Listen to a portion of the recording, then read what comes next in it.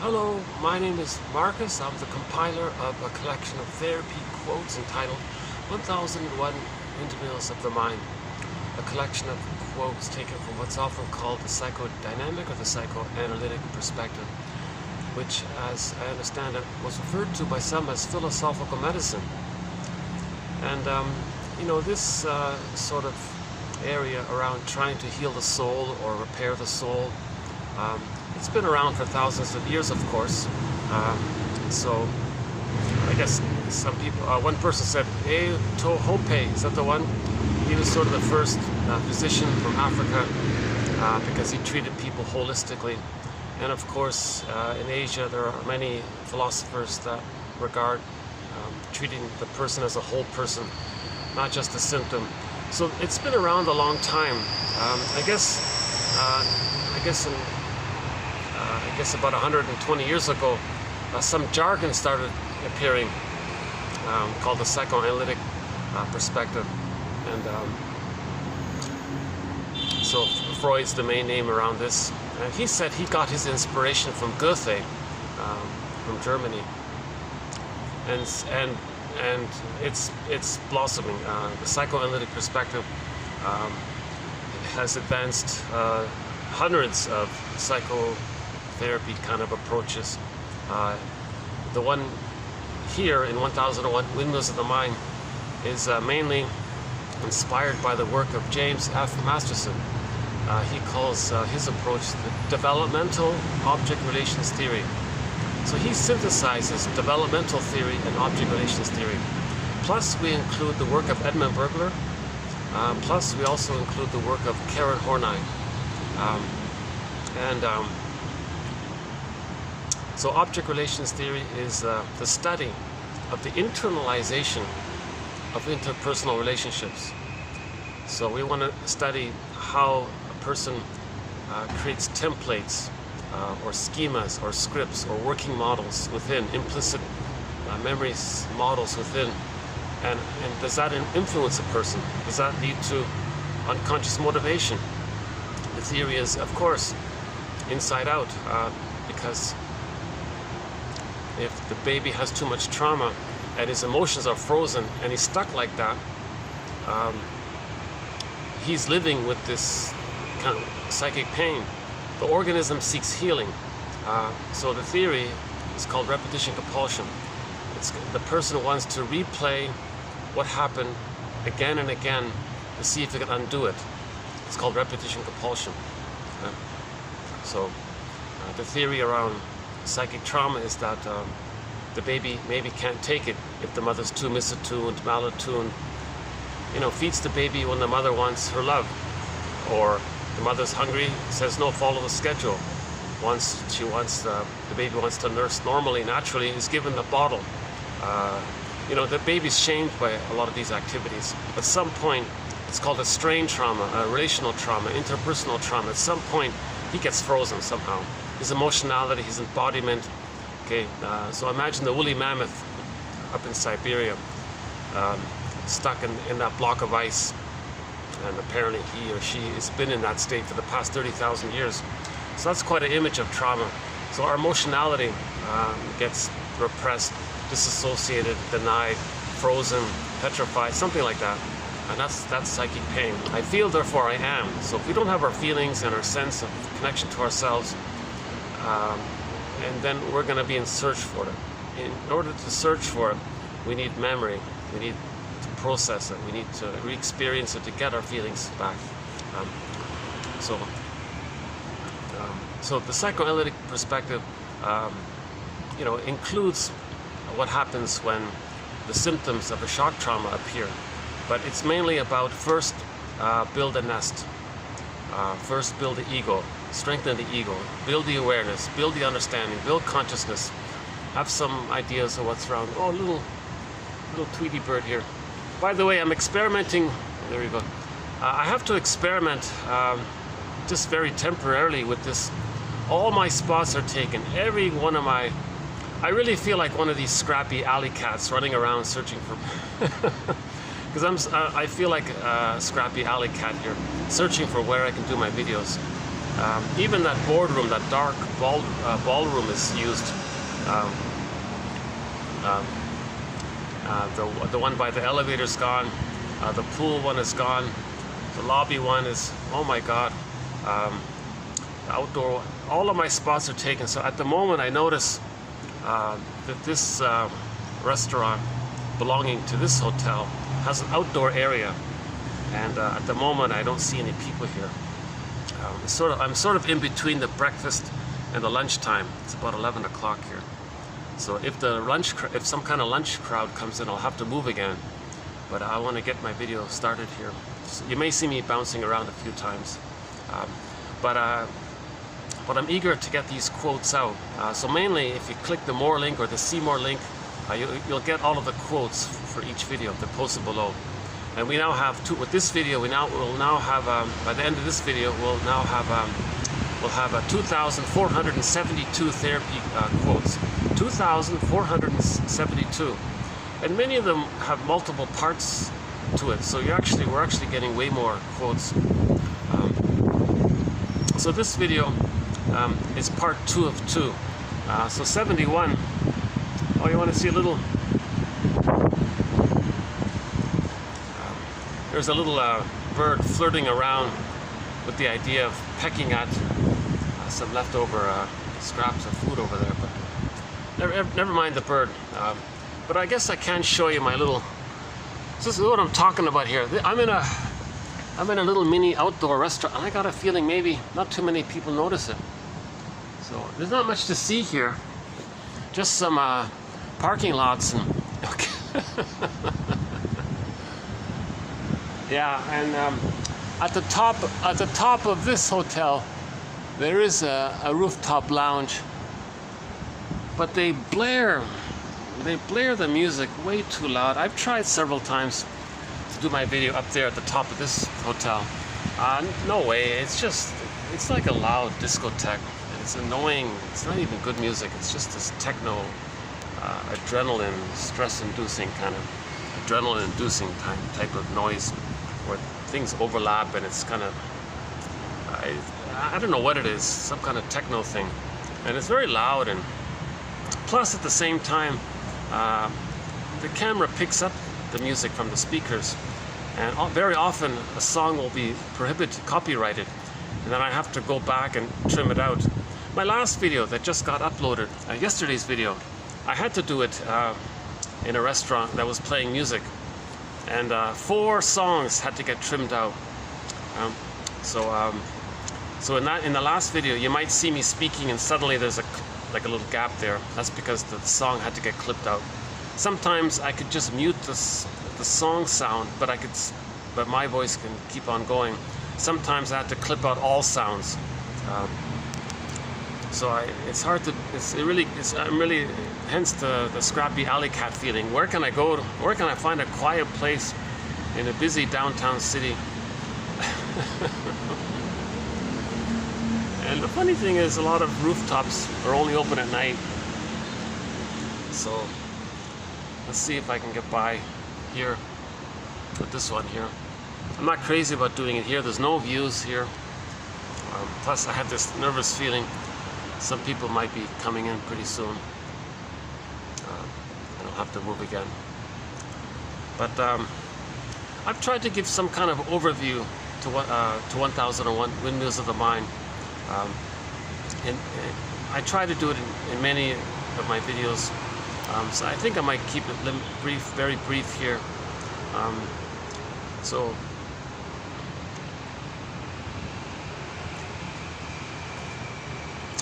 the 2,471 quotes sort of represent the best of the best from the complete collection. The complete collection has well over 5,000 quotes, and they're not posted here. Those other quotes are sort of honorable mention quotes, and they're only available with the file. So if somebody goes to the www.buymeacoffee.com/psychoanalysis, they can get the complete collection. On the YouTube channel, we're just posting sort of the best of the best, the TQ quotes, the therapy quotes. Named so because they're all in the area of trying to make the unconscious conscious. Psychoanalysis, looking for an egg in a basket that's missing. So these quotes are like little threads to weave this basket. As we do, we can get some new potential, new life come back, the egg, new potential life coming back into ourselves. So when a child experiences that strain trauma, that developmental trauma, he gives up his feelings. It goes into the unconscious. Okay, so mythology has a metaphor for it. Okay, the earth opens up and the pureness gets yanked down into the unconscious. Okay, so in Demeter, core Persephone, the maiden, this core was on the field, the earth opened up and she got yanked down into the underworld. Okay, so that's a metaphor or a symbol to discuss repression. Repression. Okay?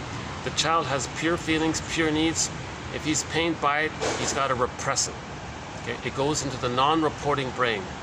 So consciousness, unconscious. It goes down into the unconscious brain, okay? Or the non-reporting brain. So the metaphor is this core. The maiden represents a kind of pureness, okay? Symbol for the child's pureness. But when the baby's shamed, okay, the scary dude with the horns, he yanks her down into the underworld. Okay, so that's so the yanking down, that's the pull of the repression.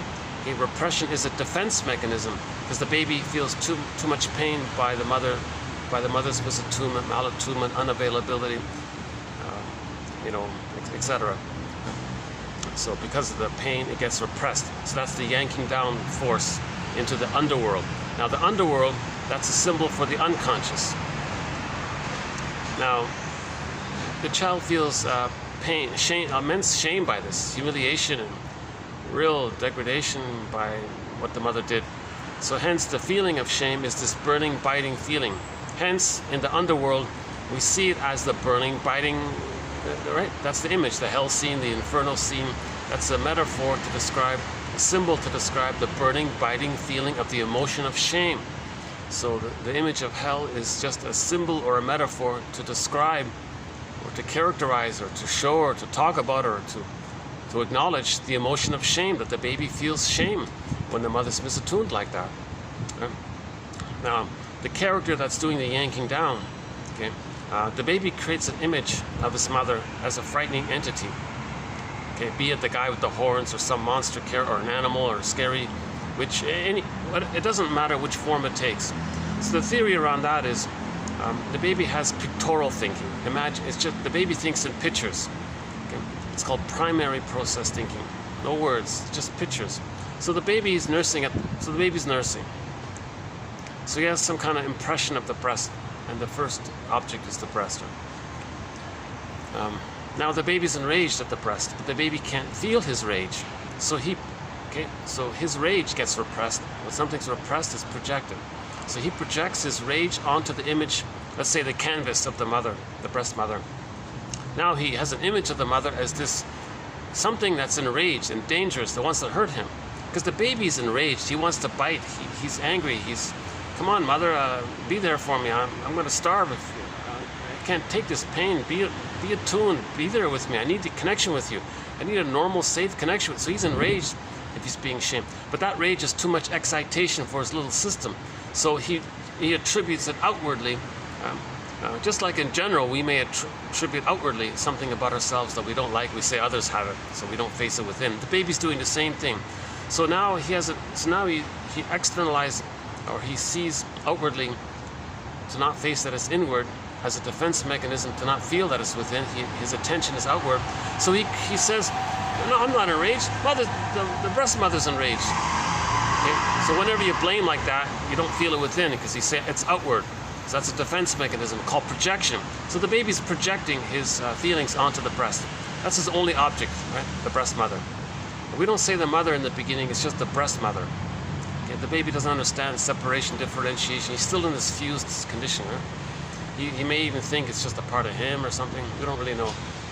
So now he thinks that the breast mother is this dangerous, enraged, angry something. You know? Now, because of his small size and state of helplessness and hopelessness and powerlessness, and the breast mother has all the power and it's considered grand and powerful, the baby has an image of a large entity that's enraged that wants to hurt him. Okay?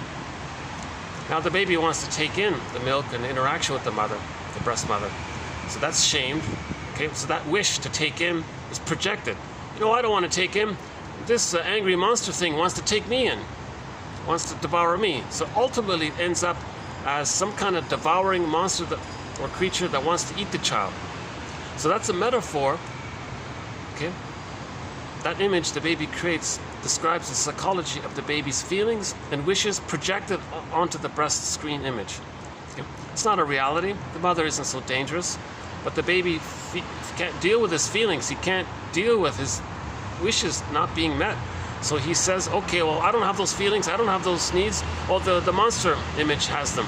Now he takes that image in to kind of manage it and to kind of relate to it and keep an eye on her. So he internalizes an image of the mother as being a devouring monster that wants to eat him. So now the baby's desperate to manage the situation. The baby's in a huge double bind. We all know the baby can't make it on their own. He can't make it on his own. He must bond to the mother. So he can only turn to the breast mother. Okay? All of his life force is devoted searching for the breast mother. He can't go anywhere else. He has no motor skills. He can't leave. He can't change the mother. He can't do anything. He's completely dependent. Now he's in a double bind because at the same time he's turning to his mother, the mother's shaming him and paining him and hurting him, but he has to go to her, but he's paining him. So how does he deal with it? How does he adapt in his mind with all of this pain? Okay, enter defense mechanisms. Maneuvers of the mind, operations of the mind, mechanisms of the mind, tricks of the mind, some devices within the mind the baby adopts to deal with the situation. The baby's trying to adapt, he's trying to survive with this frightening monster that wants to hurt him from his perspective. How is he going to do it? How is he just going to take in milk if he's relating to a bottle? The bottle doesn't even have any interaction with the baby. There's no like rapport there with the baby. There's no attunement by the bottle. So he's being very shamed using the bottle. And the baby's angry. The mother puts honey on the nipple, rubber nipple. He's very shamed, but he's so overstimulated by the sugar. He's sort of stuck. The overstimulation of the sugar tricks the baby's brain to send its serotonin to. But it's not the serotonin from the safety from the mother. It's sort of a trick. So the baby's very shamed by these kinds of things. So he now is relating to a monster that's hurting him. But he can't accept that. He can't feel that. So he's got to deny that. Enter the splitting mechanism. He's going to further repress the image. So it's further denied, disavowed, disassociated, doesn't accept it. And to help deny it, in order to feed, just to get in the milk, he's going to maybe hallucinate a compensation of what he needs. He's going to make up what he needs. So he's going to create this huge fantasy, even a delusion if he has to, like the guy in the desert who's thirsty, and he hallucinates an oasis. He's trying to survive. The baby's trying to survive. I will survive. Yesterday we talked about Gloria Gaynor, her song, I will survive. I'm going to survive. So he's going to hallucinate that while he's nursing with the monster, he'll say, no, that's not the monster, that's someone else, and it doesn't exist. It's not there, but it is there. But he denies it. He tricks himself and hallucinates, oh, I'm relating to a goddess, supremely, divinely, heavenly, all beautiful, all bountiful, nothing but love and just milk and honey, just pure goodness. So he's going to make up an ideal breast. Okay, and the ideal breast is seen as all good. The baby can't handle that the mother's hurting him, so it has to be all good. Now, in myths and fairy tales, we see this mechanism of goddess and demon. Okay, so he's got a demon creature in his mind, and he's got a heavenly goddess one in his mind, and they're kept apart. The baby, but no, the truth is the mother is both loving and frustrating. The child can't see the two. He can't handle the two sides of the mother. He can't do it. His little system can't handle the fact that the mother who's supposed to love him is hurting him. Whoa, he can't do this ambivalence thing. It's got to be either or for him. Because he's still like in the womb. He's in the extended womb. It's got to be all attuned. It's got to be perfect for him, right? So he thinks he creates a perfect goddess image of the mother. Okay? So in myths and fairy tales, we see this. Okay, goddess and demon. That represents the splitting mechanism. So again, myths and fairy tales describe psychology. They're true on the inside. Myths and fairy tales describe psychological dynamics, internal dynamics. They're like soul stories, dreams. They're like dreams. They're true on the inside. This is a fairy tales describe the inner world. We live in two worlds. They describe the inner world. Okay, so the inner world of the baby, it's goddess and demon. Okay, so we create a mythological story of a goddess and demon to describe the inner world of the baby's template, imaginal, pictorial thinking world of goddess and demon. So now the baby is goddess and demon, denies one, accepts the other, but the truth is he is bonded to the rejecting one. So there's the pain. But he's tricking himself that his mother is the goddess, when in reality he's being pained by the one that's really hurting him. Okay? So he's in a real dilemma there with the splitting mechanism. Now this may be very temporary. By the age of 3 it all gets sorted out as the baby gets older, and let's say the mother is more loving than frustrating, it all gets sorted out, and in the internal world it's not goddess and demon. The mother isn't split into two creatures, goddess and unrealistic. It'll be one image of the mother who's loving and a little bit frustrating, but he can handle it, and linked to a part self-representation that's loved and sometimes disappointed, but he can handle it, kind of thing. This is called whole object relations. So this issue of the splitting is important because if the baby doesn't get a chance to resolve the splitting or have that splitting issue resolved by the age of 3, if he's stuck using it, if he's still stuck using it, oh my God, that means he's still fused with the monster image, and he's got to hallucinate that he's relating to a goddess image. He doesn't differentiate. The only way for the child to differentiate is if he can see the mother as a whole person. He can't leave the mother. Okay? If the mother's split like that, he needs a whole mother, because if the mother's whole, that means she's good enough. If the mother's good enough, means she's providing enough love. That means the child's feeling safe enough and loved enough and secure enough and confident enough to differentiate and know himself. Okay? So he's not getting that with the splitting thing. Okay? So if the splitting is still being used, that means he doesn't differentiate. That means he doesn't have his golden ball. He doesn't have his ontological self, his psychological self, his emotional self, his identity, his sense of self, who he is. He has this embodiment. He's not connected to himself. Okay? It took Odysseus a very long journey to get back to Ithaca, his connection to himself. Ithaca means his embodiment, his home, inner home kind of thing. Okay, we've got some people here, got some staff working. Okay, they're just going to clean a table or something. I do get easily distracted, so why don't I just take a minute here to let this pass through. Yeah, sorry about the views. Jesus, I really can't show you much today. It's not even a sunny day.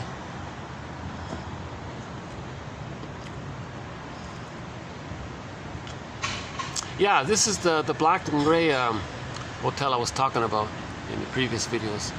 This is the one here.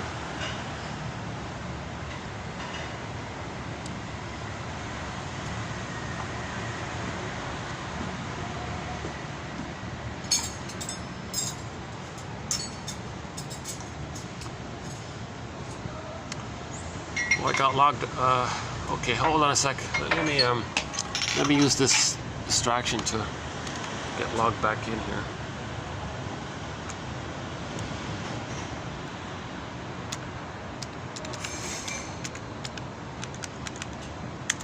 Okay, we're back in here.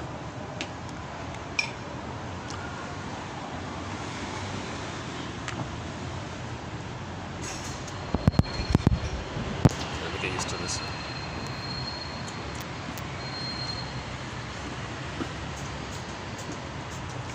Oh, it's all very hygienic. Oh, the hotels are very clean. They're very clean.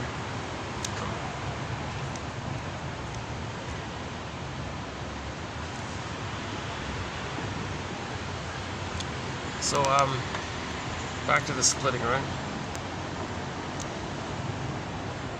So that's a huge issue. If the baby isn't loved, splitting doesn't get resolved.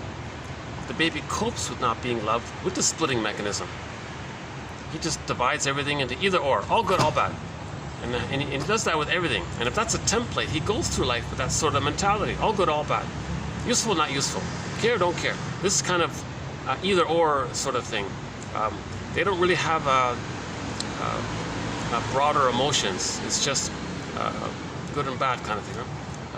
So that means the person was traumatized if they're still using splitting. When the baby's traumatized, this golden ball, his aliveness, his vitality gets repressed. Okay, so if splitting is still being used, the only emotions are the schadenfreude, or the momentary relief of the pain, stress relief, or the hate, greed, envy, grenby, spite, vindictiveness, schadenfreude. Because he can't mourn, melancholia, complicated grief, he's going to mask it over with the manic defense. Going to be controlling, contempt, vibrant victory, these kinds of things. Right? So again, with the mourning, if the baby's traumatized and he loses his feelings, what if there's a loss later in life? He doesn't have his feelings to mourn the loss, so he can't accept the loss. That's chronic sorrow. Okay. Complicated grief, aggravated grief, prolonged grief, the derailment of the grief process. Okay. That leads to melancholia. Pathological nostalgia. Pathological nostalgia is there. Because you can't mourn. Now, the pain around that is that the person should mourn, but he can't. Now, the feelings he has towards the other who is lost, because of the inner fusion, he directs it at himself, because the other is him and he's the other. He's blurred like that. That's the melancholia. Okay, so the person doesn't mourn losses. If a person never mourns losses, if they can't admit that they're sad or have a good cry about it, or if they can't accept the reality of a loss, and reality testing, the truth will upset you free. If they can't do the truth will upset you free. If they're just in manic denial and so on, that means when they go through life, little things can remind them of the loss. So they're going to be triggered again and again, and it can have a snowballing effect. So there's the emotional fatigue, the soul loss, the nervous breakdown, and that can lead to, as one person said, to becoming a curmudgeon late in life. Very bitter, miserly, stingy, greedy. They're not an elder. They're still enraged because everything triggers them. So people feel like that they're on eggshells around them. So the splitting issue is huge. One of our most major, possibly our number one most important thread in 1001 Windmills of the Mind is the splitting defense, or the defense mechanism known as splitting, or simply the splitting defense mechanism. That's a desperate temporary maneuver that's a desperate measure the baby creates because of his small size. Oh.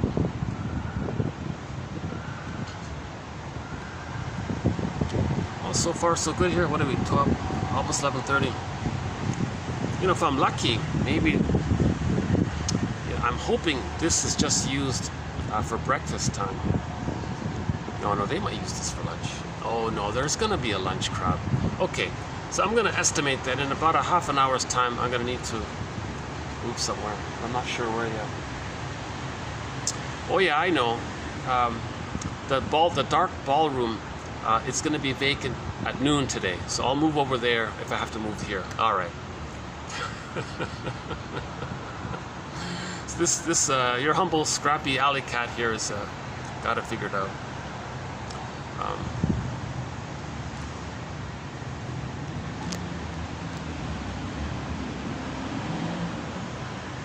Nice umbrellas, nice blue umbrellas here. Yeah, nice, love these umbrellas. Compensate for all the...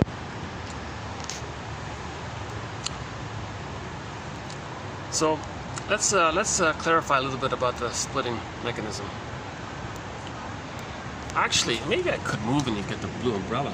At least get some color in the background. Maybe I can... Hold on. Why didn't I think of this earlier? I chose this spot so I can get the plug.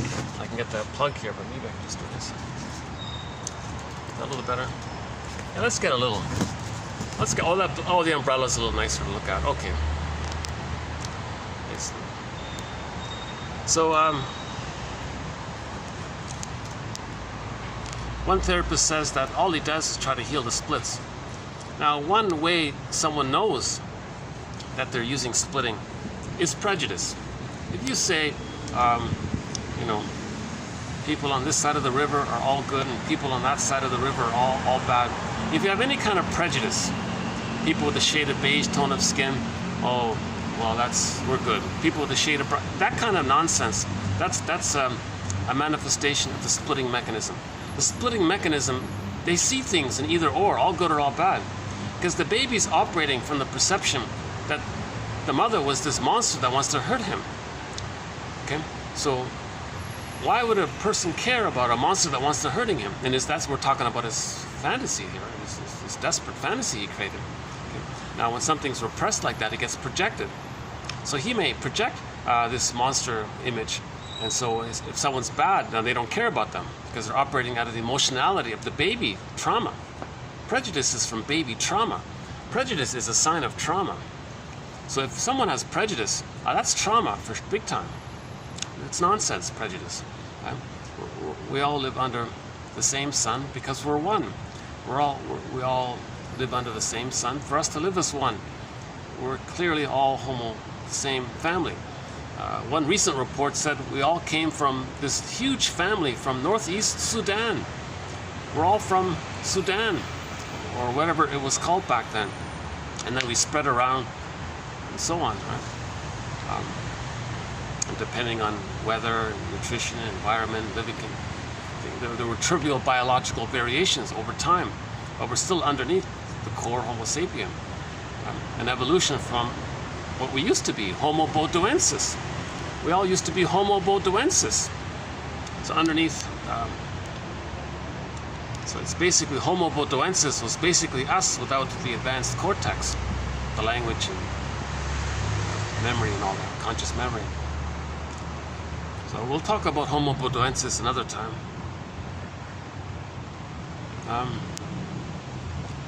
Yeah, so, and we can see prejudice not only in, we can see the splitting mechanism not only in prejudice, we can see the use of splitting mechanism with your friends. One minute they're great, next minute you never want to see them again. Or next minute, oh, they're amazing, next minute.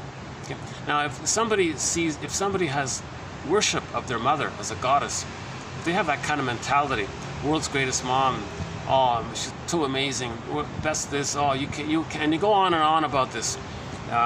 You know, that's reaction formation. So they're denying they're not seeing a realistic assessment of the mother if they over idealize her. Yes, there's appreciation, but there's pain for what happened too.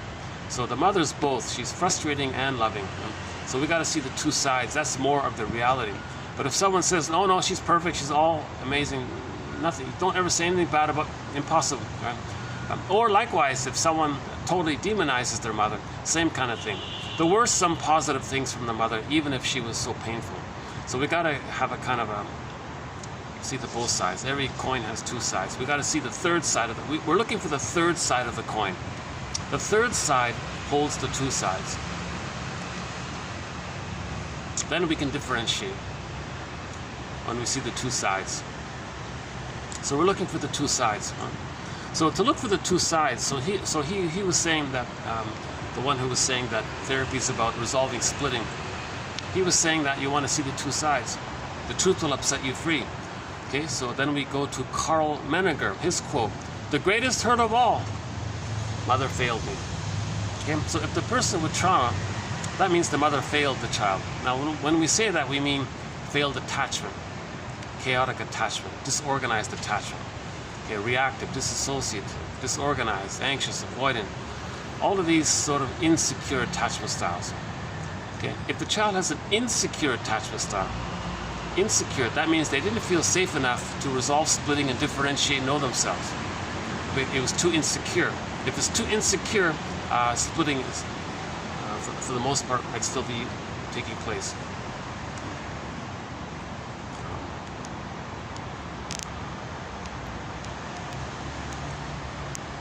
So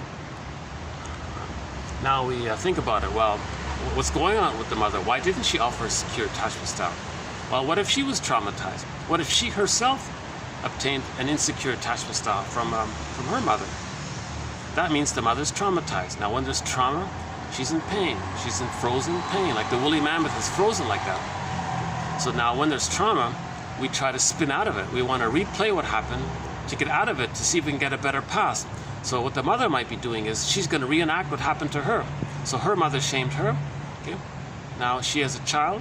She's going to reenact what happened to her. She's going to shame her child to reenact how the mother shamed her. Okay? So she's spinning it around. She's going to replay it, redo it. Okay? Now she's using the child as like in a drama thing. She wants to reenact what happened to her in childhood. Okay?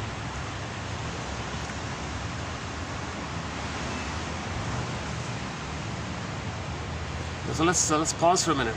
So this reenactment, as discussed recently, can take two forms. Okay, so mother shamed the baby. How does the baby reenact that? One way is to identify people who they believe or who they sense are going to be cold and rejecting towards them. Okay? So when they get that experience, aha, that's a reenactment. So now they're reenacting what happened to them. So they're doing it with the fantasy that somehow they can undo the past if they can get a better past. But it can't happen. It's past that critical time. There is time, but the baby's operating from timelessness. So the unconscious is operating from timelessness. So it's going to keep spinning it around and around. Again, Edmund Burglar's metaphor of this. Every neurotic is a music enthusiast, but he only has one record. And he carries this one record with him everywhere he goes. Every time he sees a record player, he spins off that one record. So in every new situation, over time, he spins off that timeless record that was created in childhood. And he's hoping to replay it, to get a new past, a better past, a happy past, a past where he was loved, a past where he wasn't frozen, a past where he wasn't petrified, a past where he didn't lose himself, a past where he can know himself, a past where he can have his feelings, a past where he can resume development and grow and know himself and be happy, a past where he can differentiate so he can have the capacities of the real self. He's looking for this. So he's spinning it around to undo the trauma so he can resume development. Another author says that therapy is all about resuming development. He says you want to lift the anchor on the arrested development, the stunted development, so that the person can resume development. He said, in effect, therapy is about helping the person to grow up. That was the way he said it. But to help the person to grow up, you got to lift the anchor on the arrested development. You know.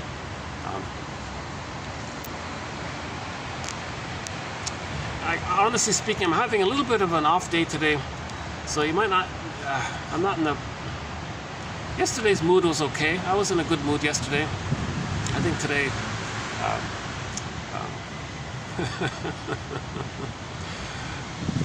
Yeah, I would say maybe half of the time I'm in a good mood. Maybe half of the time I'm sort of in a mediocre mood. But I want to persist. My compensation is that the quotes are posted below. It's just if by chance somebody finds my discussion helpful. That's a huge bonus. Okay, so to resolve the splitting, we got to forgive the mother. So one book is called Forgive Your Parents, Heal Yourself. So the mother was engaged in repetition compulsion. The mother had this compulsion to try to heal. Okay? It's misguided. She's unconscious, but so we forgive her. Okay? So that helps to forgive her. Okay? So what is the mother doing? She's going to reenact what happened to her. Okay, so let's talk about reenactment. It can take two forms. We choose people that remind us of the shaming mother, and that's how we reenacted it. Now, sometimes you chose the person, sometimes you choose the people who then directly are going to reject you, or sometimes you choose people, now if they don't reject you, but you know you can get them to reject you.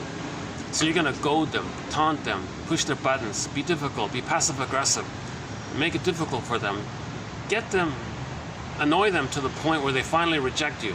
Then you reenacted it. So the compulsion is to reenact it. Now, if the person finds somebody who says, no, I'm not going to reject you, I'm here for you. No, you got to reject me. If you won't leave me, I'll find somebody who will. Why don't we play our song here? I've played this song several times, but it's really a key song in our collection here. It's by the singer's a guy named Warren Zevon. He has a short little song. Oh, it's only 45 seconds long. It's called If You Won't Leave Me, I'll Find Somebody Who Will.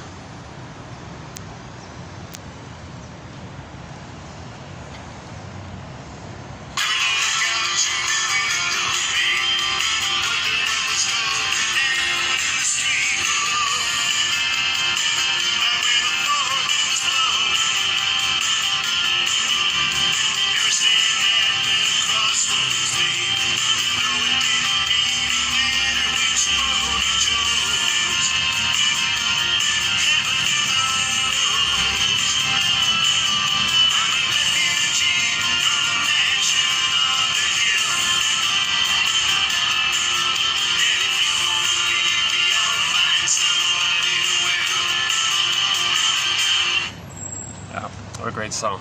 So he's trying to replay what happened to him.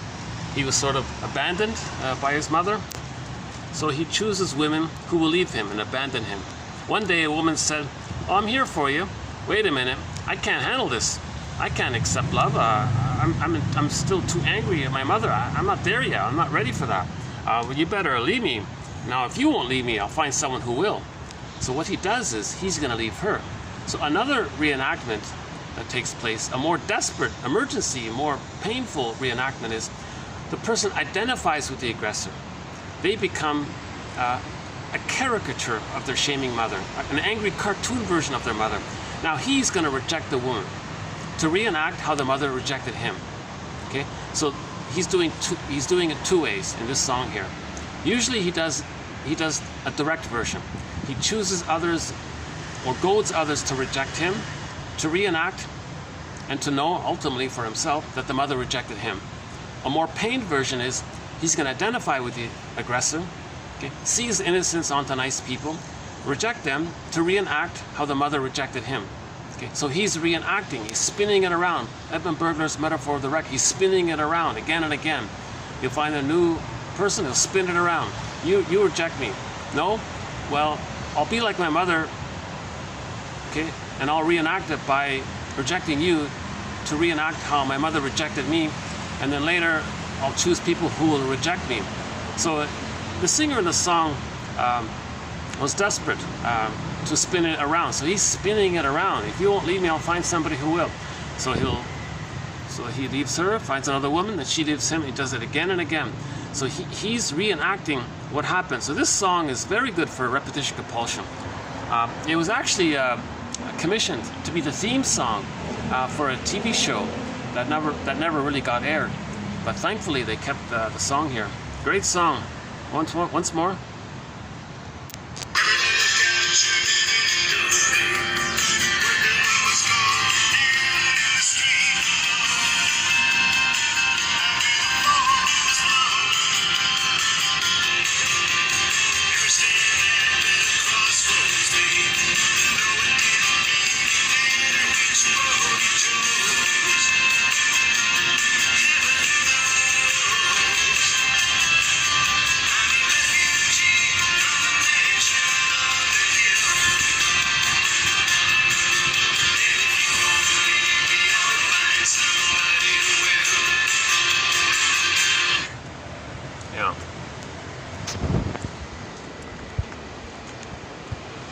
Most of our songs, the vast majority of our songs in our soundtrack are psychologically minded. They're chosen for a psychological message, like this one here. Not all of them, but I would say maybe 90%. We have an amazing soundtrack here. That's just one of our songs. Okay, so that's a little bit about reenactment. Okay, so the reenactment, so the second part, just discussed briefly, is called identification with the aggressor. The baby's so pained by the mother, he's so shamed by the mother. Oh my God, he gives himself up completely. So his shamed self gets repressed. When something's repressed, it's seen outward. So if his true self is so shamed that he can't accept his shamed self, he's going to see it outward. So what's left? He identifies with the aggressor that shamed him. So now he becomes the aggressor. So you can see the splitting mechanism taking place. So in prejudice, with the splitting mechanism, he'll find non-threatening substitute others to represent his innocence. Oh, got some people here. Hold on a sec.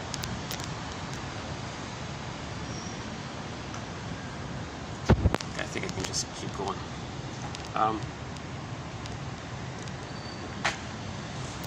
Okay, so he'll find however it is the other person is seen as non-threatening. Maybe they're healthy, so they're non-threatening. Maybe they're kind. Maybe they're just came from a normal family or something. Maybe they have a philosophy of peace or something. Maybe they just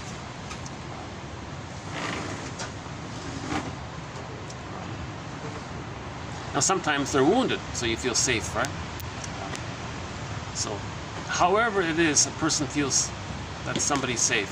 They're wounded, they're kind, they're healthy, they're an authority, and you feel safe. So then, okay, then you see when you feel safe, feelings come up, right? So you feel safe with them, then you project your shamed self feelings onto them and see unconsciously in your fantasy that they represent, or they embody, or they are a reincarnation of your innocence. They're holding your innocence. Now you want to replay what happened. You see my innocence over there? Well, he's going to identify with the aggressor, okay? Shame the aggressor to reenact how the mother shamed him. So he's replaying it, the record again. He's spinning it around, okay? Now, hocus pocus, double focus, okay? So, of course, prejudice comes from there, right? You find someone safe, normal, peaceful, whatever, okay, then but your agenda, it's not about them. It's about your trauma, your childhood trauma. You just rationalize it because you're looking for an excuse to replay the trauma. So you'll make up some nonsense for what's called rationalization. You'll just make up anything in order to engage in the psychology. Okay, so the person makes some excuse. Oh, let's find some reason.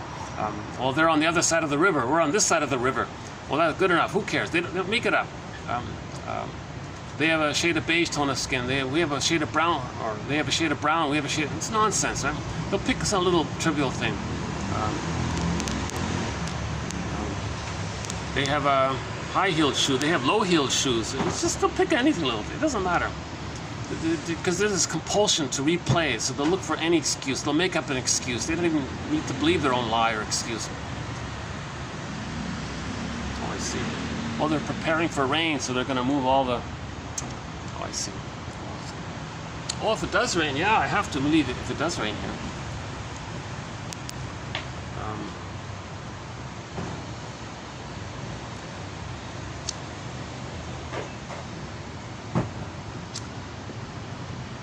Okay, now, so when a person reenacts their babyhood trauma, their nursing trauma, they shame others because they want others to feel what they couldn't feel in the nursery. So they're trying to get others to feel what they couldn't feel. If they get others to feel what they couldn't feel, they've externalized what they couldn't feel, then they keep it repressed. Now, they're the aggressors, that's their identity. So now they have the identity. They're the shamer. Now they have an identity. It's a false self. It's not who they are. Their true self is seen or represented on the person they just hurt. So they just hurt themselves in their fantasy because they're replaying how the mother hurt them. You see? So they're loyal to the mother. When they hurt themselves, seen unto others, they're loyal to the mother. So we talked about that recently, why a person is loyal to the mother.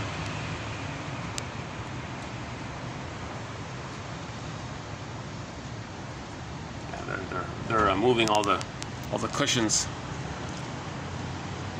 They're piling up all the cushions to take it in.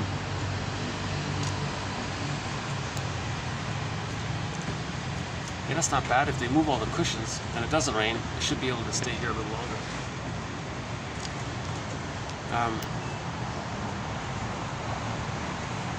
So they have an identity. So why does a person identify with the aggressor? Okay, because they're desperate to reenact what happened to them. So they're going to do to others to communicate and to know what happened to them. Okay, again, we repeat with the fantasy that we can change the past, have a better past. It doesn't happen, so we keep repeating it. Now, one aspect of this identification with the aggressor is they got to have some kind of identity. So they have the false self, so they become their mother, basically. Now, in the process of doing so, they're having some connection to the mother. They're having an attachment to the mother. The baby must have an attachment. Remember, the baby can't make it on their own, so they must have the attachment. So if they become just like the mother, or they are her, they have an attachment to her. Now, it's a negative adhesive attachment. It's the tar pit of a negative symbiosis attachment. But again, the baby would rather have a painful attachment to an abusive parent than have no mother at all. You see? So the person identifies with the aggressor because they have a fake identity. Fake identity is better than no identity. It's a connection. It's the attachment. Some attachment is better than no attachment. Number three, they're still waiting for mother's love. They're waiting for the mother to change their ways so the person can leave the mother and know themselves. Number three. In the process of this, number four, they're going to protect the mother by not expressing the anger at the mother to preserve the deal. The original deal was the baby gives himself up, gives up his feelings, gives up his needs for the attachment. Okay? So that was the deal that was made. It's frozen. So he directs his anger outwardly, sideways. So he's maintaining the deal of pleasing the mother. Now, point number 5, he's pleasing the mother because the baby thinks it was his job to save the mother, cure the mother, have a good mother. Okay, so this point number 5 is called infantile megalomania. The baby in the womb has unconditional hallucinatory omnipotence. He thinks he creates everything. He thinks he's the universe. He thinks it's just all him. Everything's there, part of him, serving him. It's just only him. So he's in the blissful state in the womb. Okay? So the paradise is there, oceanic feeling, the unico mystica, the blissful, happy, strong, amazing feeling. Garden of Eden feeling, the Shambhala, the Shangri-La, the paradise, right? Now he can't have paradise lost at birth. The baby needs the paradise to continue for the first 4 to 5 months, called the extended social womb. So because he creates everything, when he's born and the mother's in pain and he's in pain, his instinct is, wait a minute, he creates everything. So if there's a problem, he's got to fix it. Because it's all about him. There's only him. There's no other. It's just him. He's the universe. Everything is just him. So he's going to try to fix the problem. What's the problem? The mother's shaming him. Okay, fix the mother. Save the mother. Cure the mother. Heal the mother. Convert her from a dysfunctional mother and make her a normal, natural, loving mother. She's misattuned, malattuned. No, make her be attuned. The baby thinks he creates everything, makes everything happen. So he's going to try to save the mother, fix the mother, cure the mother, protect the mother, help the mother, make the mother a good mother. So the baby's in his active effort to get his, to maintain his paradise. Okay, again, he cannot have paradise lost at birth. He's got to have the paradise for the first 4 to 5 months. So he needs the paradise to continue. The symbiosis, the merging, the fusion, the unico mystica. He needs that bliss. It's got to continue. Okay? So he's gonna, because everything is him and he creates everything. It's all about him. It's everything that's going on. It's just him. The universe is him. So if there's a problem with the universe, he wants to fix the universe. So he's going to try to fix the mother. You see? Now, so this goes on like that. Now it's frozen, and it failed. He couldn't save the mother. Of course, no baby can magically convert his dysfunctional mother into a normal, loving mother. He couldn't do it, so it failed. Now, because it failed, he concludes he's flawed, he's defective, he's no good, something wrong with him. Okay? So that's frozen. That's called unconscious guilt, unconscious shame. So he feels unconscious shame because of the feeling that he's defective. So he has unconscious shame. Now you add on top of it insult to injury. He's got to see the mother as good. He can't even accept the reality that she's paining him. Insult to injury. He's got to lie to himself that she's wonderful so he can feed and survive. Now to account for this, he says, oh my God, he committed some kind of invisible crime if the mother's so good and he's no good. So he's got unconscious shame. Now he's got unconscious guilt to account for the mother being so good and he feels so bad. So it kind of blurs in together like this. Okay? So this is all frozen. Okay? Now, this is in the memory system. It's called a psychological imprint. Okay? It's called an existential conclusion, a false belief. So the baby created this false belief that he committed some kind of emotional, invisible, psychic crime, that he's flawed, and that because he couldn't save the mother. You see?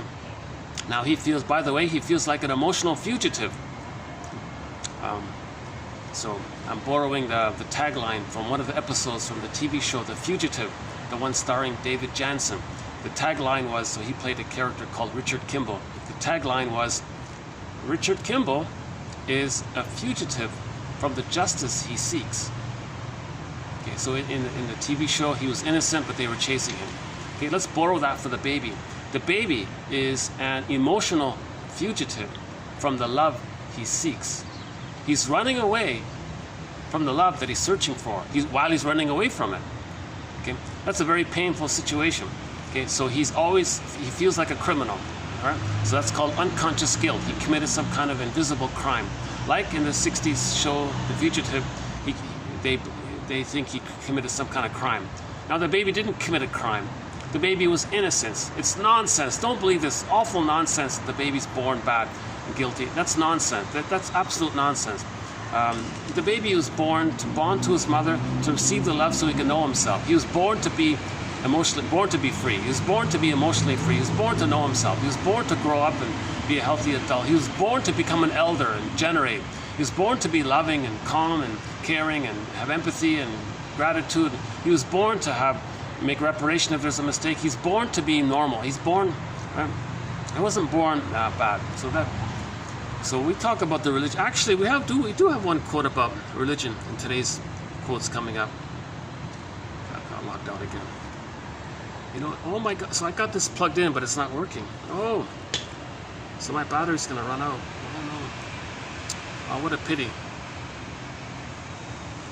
So this cord is not. Wait a minute. Why is this not? Let me check the power cord. Sorry. Fast forward this a minute. Why is there no power here? Hold on a sec. Oh, well, that's why. Okay. Well, that's obvious. Does that work? Didn't notice that. Let's see. Okay, let's log bit. Because I've got an excellent laptop, but it's because of its age, the battery sort of.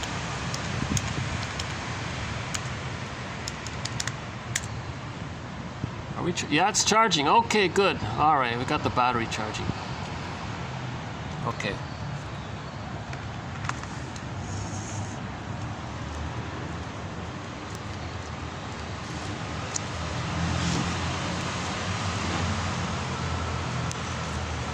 All right. What is this? 12 o'clock. Nobody's come yet. Or am I still covered?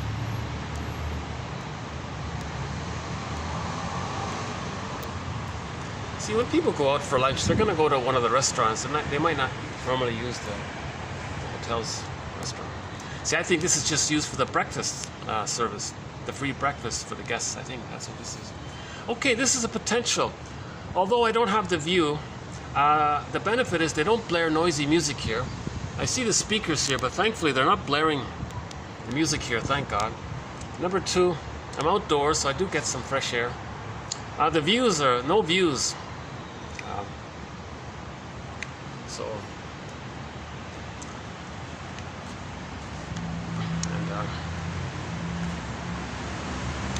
And these three hotels where I've been doing my videos for the past 4 months, they all know me by now. They know I'm doing a podcast on self-help and healing and PTSD and healing intergenerational trauma. So I think they're kind of sympathetic to my work here. It could use all the help it can get because still, I think, you know, a video might get like 10 views, but the watch time might be like 1 minute in total or something. Sometimes I'll get 10 views, and the total watch time for the 10 viewers is 0.01 of a second. So there's really no, I don't really have a viewership, but I realize my delivery isn't smooth and loving, and especially today. But sometimes it's okay. But why am I in a little bit of a I don't know why I'm in a little bit of a bad mood today. Yeah, I know why. My noisy neighbors are arguing at night. Once in a while, my neighbors in my building have a real fight amongst themselves, and it just keeps me awake for most of the night. Oh my God. So you don't need to hear my domestic issues here, but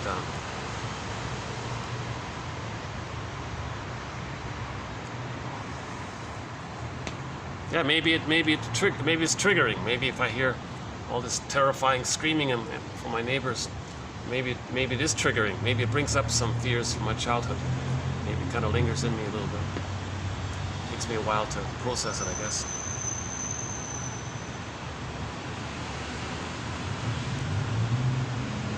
Yeah, so maybe I'm triggered. So let's put it that way. Maybe I'm triggered. Okay, so whenever we're triggered, we remember that the thing in the present doesn't cause it. So the trigger just brings up something for the past. So some old memories come up.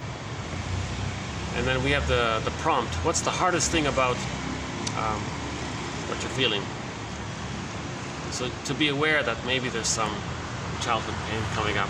So now you want to be accepting towards yourself and repairing yourself, kind of thing.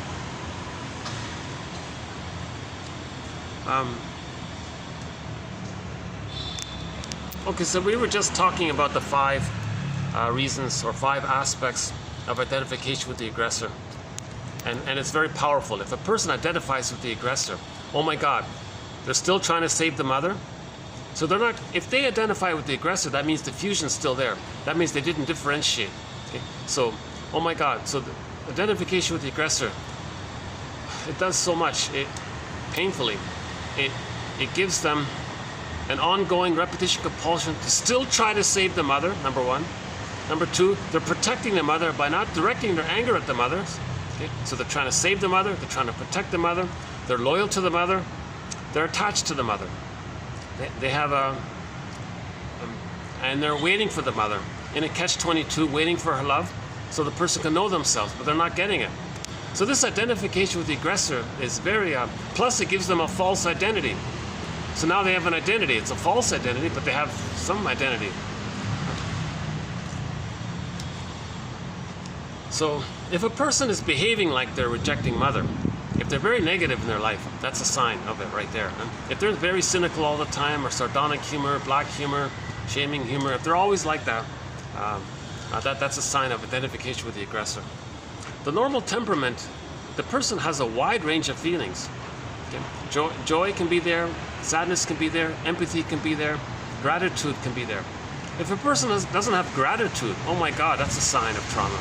If they don't have empathy, or that's a sign of trauma. If their philosophy is like looking out for number 1, who cares? Useful, fine. Not useful, I don't care. Okay, that's a sign of severe trauma. Okay? Because from the mother's point of view, the baby felt that if he did what she wanted, the baby was useful to the mother. Otherwise, the baby felt shamed by her. So the mother took some comfort by the baby. The baby was used in her drama to play the role of her innocence, so she was useful. Otherwise, the baby wasn't useful for the mother, from the baby's perspective. So they identify with the aggressor and may think like that. Now, part of all of this is that the baby's relating to the breast. Now, the breast is just a part of the mother. Now, the breast just gives, it just serves. The baby doesn't give back to the breast. The baby doesn't say, thank you, breast. The baby, thank you for the nice feeding. The baby's just in receiving mode. Just like in the womb, he's still in receiving mode. Okay, so in the first early stages, he's still in that receiving mode. If he gets his needs met, his symbiotic needs met, the maternal holding environment needs met, then he can start to differentiate. Then he has the neuro wiring laid down, and then he can give back and care and love and so on. So if he doesn't get the maternal holding environment, he doesn't have empathy or gratitude. He's going to be the bully pattern, the Iago one, just envious. All of the toxic masculinity patterns are from there. The bully pattern, for example. You see, so they didn't get the love. So the bully pattern, Iago pattern, narcissistic pattern, and a few other patterns, that's all personality structure that's based around the fixation at the rejection level of not getting their maternal holding needs met, their symbiotic needs met, their merger fusion needs met. So they got a unconscious fusion issue, never got met. And they've identified with the aggressor. So there's anger around that because they don't want to be the mother, they want to be themselves. But they don't express the anger at the mother. They express the anger at the mother sideways. So yes, Edmund Burglar says they're showing up the mother by imitating her. So there's an element of when they're rude to others, They're showing the world, look how my mother was rude to me. You see how I'm rude to others? Well, world, where did I learn this from? I learned it from my mother. See, world, see what my mother did to me. So he's trying to show up the mother, embarrass the mother, in an attempt to express his anger at his mother. But it's sideways, it doesn't work. He's got to express the anger directly at the mother. He's got to pick up the phone. Look, mother, I got to talk to you here. He's got to express his anger directly at the source. Morton Keeson says if you're triggered and you're angry at somebody in the present, take all of that and direct it back to the source, to the parent. Then you start to heal. Okay, you got to face the greatest hurt of all. Mother failed. Failed attachment. The truth will upset you free. Prior to the truth upsetting a person free, the feelings that come up, the feelings are going to come up around how the mother failed the person, how the mother didn't know it all, couldn't do it all, maybe tried her best. So we got to forgive the parents. Now, what if the parents were victims of the plunder system? Another huge topic. Victims of we'll do the religion one in this video here.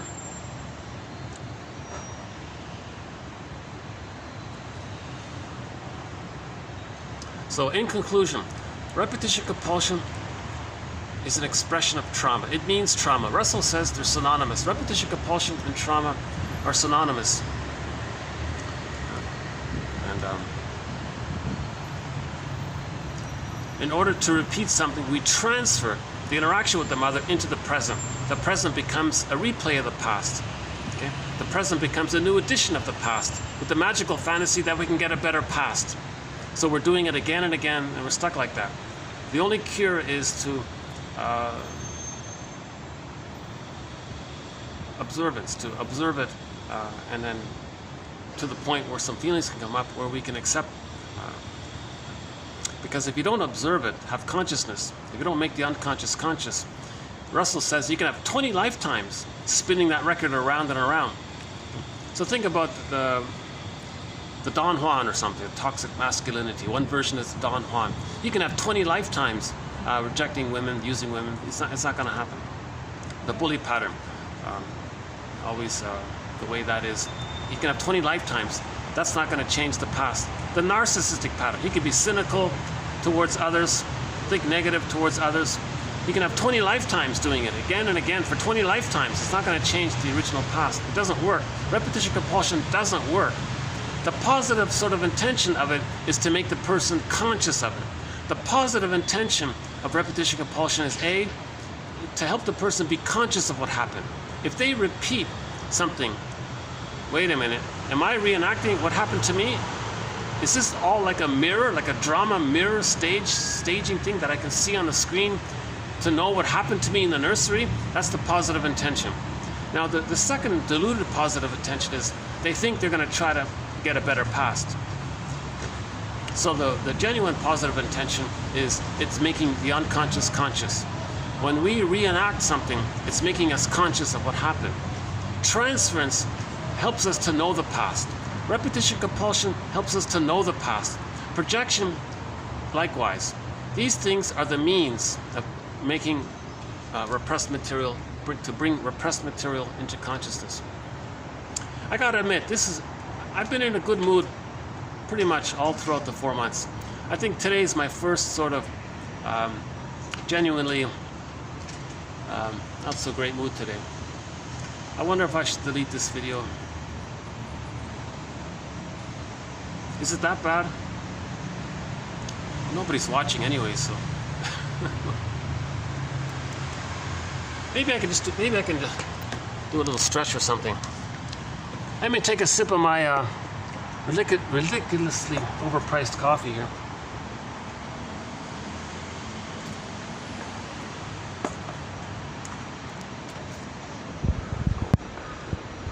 Oh, there's cameras all around here. Well, I guess I could do a little bit of a walk here. Not much. I don't want to distract anyone. Let's see. Can we see anything over here? Okay, we got some flowers here. Or something. But, I'm not sure what kind of tree that is. It's got some blossoms there, white blossoms.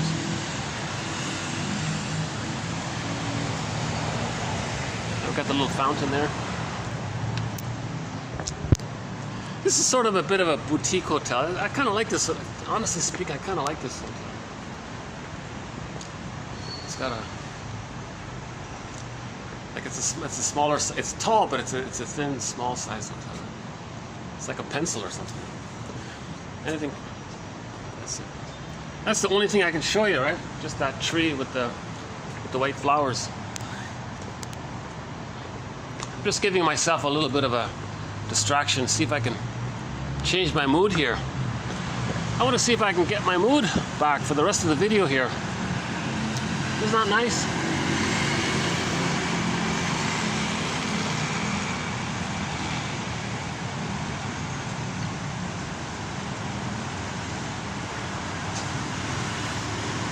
It's got the nice little fountain there.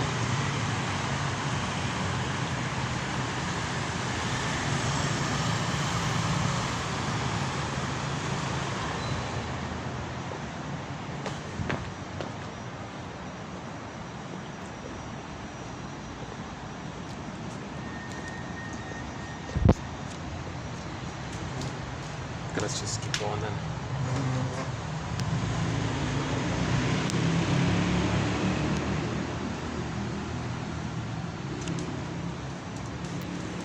See, a part of me feels guilty proceeding with this video because I still have some residue. Well, I gotta save the mother, right? So if I project that structure outwardly, well, I'm not saving anybody if I'm speaking in a sad, if I'm in a bit of a sad mood or something. I'm not saving anybody. So there, that triggers the unconscious guilt. Yeah, see, that's helpful, right? So I can keep going. Let's be realistic. I'm providing a value by presenting the quotes below. So let's, why don't we just begin with the quotes below. So again, this is 2472, part 2. So we did 71 yesterday, now we're doing 72 today. 72 today. What's the lighting here? You know, I haven't figured out this lighting thing here. It keeps, whenever the lighting changes, the thing kind of keeps beeping on me for some reason.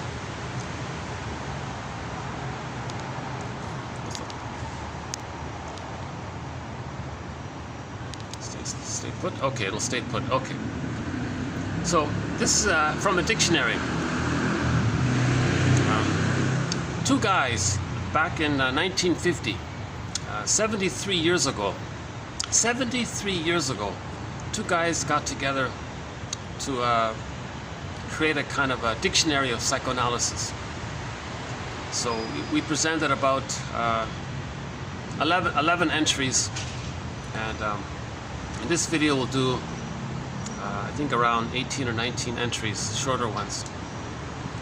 And so combined that's about 30. So we're doing 30 entries. 10 yesterday and 20 today, let's say. So we're gonna, so these entries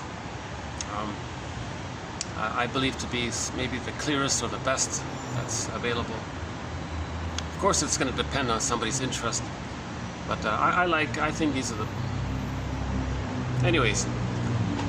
So in this video we're going to do roughly 20 entries from the dictionary by Fodder and Gaynor.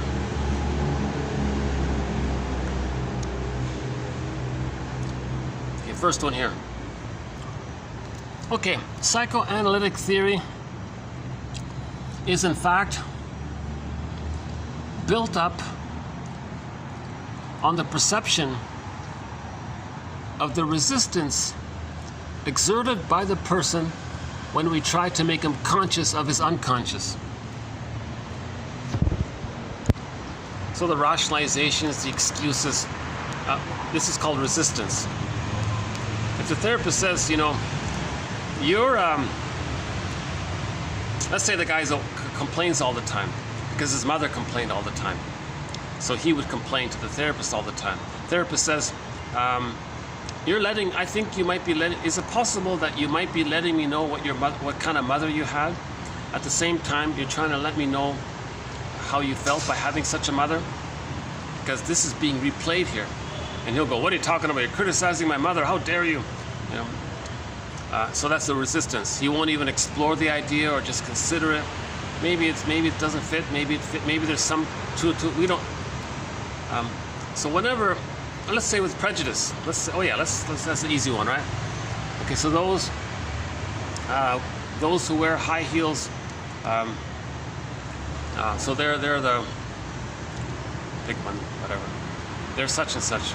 Those who wear different shoes, they're such and such.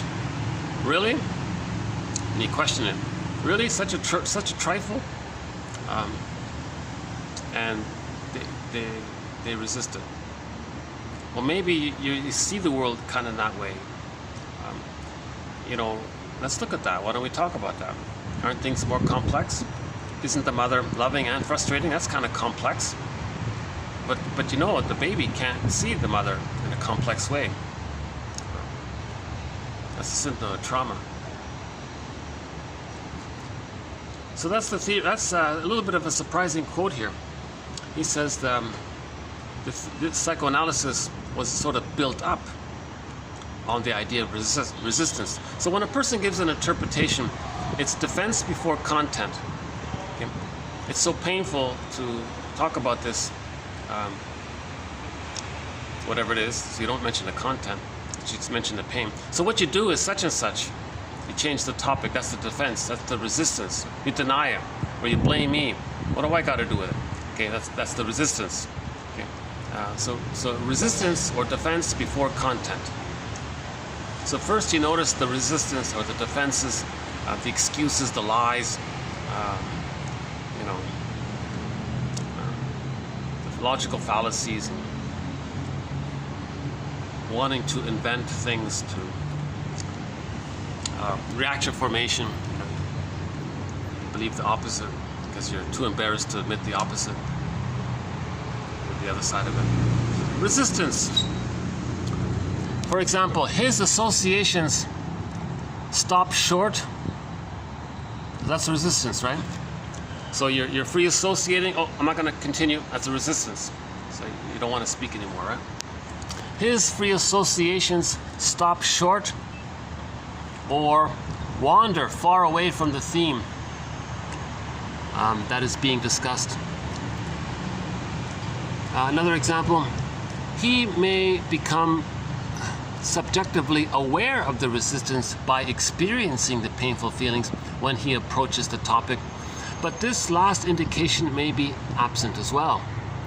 We call all the forces which oppose the work of cure the client's resistances. For example, secondary gain. The gain from the dysfunction is the source of one resistance. Yeah. So we talk about secondary gain. Let's say the person has a narcissistic pattern and they're greedy, they shame others, and some kind of employment rewards that. So they get a gain. Well, look at all the money I'm making. I'm not going to give up being rude if it gives me all this money. So they're not motivated to heal their psychology if they're given some kind of secondary benefit. Now the primary benefit is they don't got to heal, they don't got to grow up, they don't got to face maturity, they don't got to face the pain. That's the primary gain. But they're getting a secondary gain of getting maybe some financial reward or some other kind of benefits by it. Right? So there's often that's called secondary gain. That's the resistance. That's a layered over issue to make it more difficult to face the primary gain. So never mind, we got to get to the primary gain, face that. But it's difficult to get to the primary gain, meaning avoiding abandonment depression, avoiding the anxiety, avoiding the pain of healing, avoiding the work of mourning, avoiding the work of healing the splits, avoiding the work of forgiving your parents. Okay? So that's the primary issue. That's the primary gain, avoiding all that important stuff. Then you get a sort of secondary gain. Well, geez, why bother with all the hard work of the primary issue? I'm getting social applause, I'm getting people think well of me, or people think I'm witty or something. Like the cynic, right? The cynic might do it. Oh, isn't he witty or something? And maybe he gets connection with others because others have the same issue and he's the spokesman for them. So he's getting a secondary gain by having some kind of attention. So that's a resistance. A resistance. Secondary gain is a resistance. Another kind of resistance is the unconscious guilt, what we talked about. The memory that we didn't save the mother. The memory that we think we're defective. So there's a voice in our mind, for example. So we go through life with this voice called the inner critic or the superego, and it reminds us of the deal we made. Remember the deal you made? Mother's good, you're no good?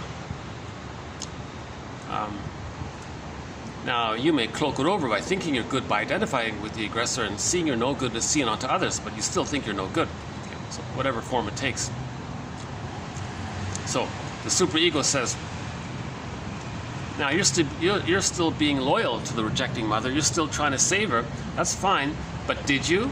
Did you save her? Did you succeed in saving your mother? Did you succeed in curing and fixing your mother? No, unconscious guilt. So that's the deeper issue we got to face. So that's resistance. So the resistance to healing is this voice telling us that we're no good. So we got to go back and correct this false existential belief. It's not the baby's job to save the mother. It's not the baby's job to lose his identity, to lose his feelings, to placate the mother. He did it in the attempt to do so. He did it out of the pain to get the attack, because he had to have the attachment. So he was in a desperate emergency situation around doing such a thing, and that's the trauma. So now as an adult, we want to got to heal ourselves. So the psychoanalysis is about this. We want to heal ourselves. We want to heal the traumatic scripts that we created to survive childhood. The thing the baby does to survive childhood then later on hurts him. Okay? So to stop that, we have psychoanalysis to help stop that, right? Again, I'm not a shrink, an analyst. I haven't been analyzed. I haven't sat on the couch. I haven't done this, right? I'm trying to learn this topic by teaching it. Someone said, if you want to learn something, teach it. So I'm clumsily, anxiously teaching it, I'm anxiously trying to learn it. And it is helpful. I've been helped by it. Now ultimately, as I mentioned in a video before, if I had the funds, I'd fly to New York, find a psychoanalytically minded shrink, and do the work.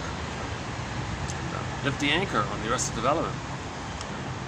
It's hard to do this work in Canada. It doesn't exist. It doesn't exist. People mock this. You're blaming the mother. Seriously, you still think that's what psychoanalysis is? Just pointing the finger at the mother? You still think that's what it's about? We're trying to heal. We're trying to understand what's going on so we can heal.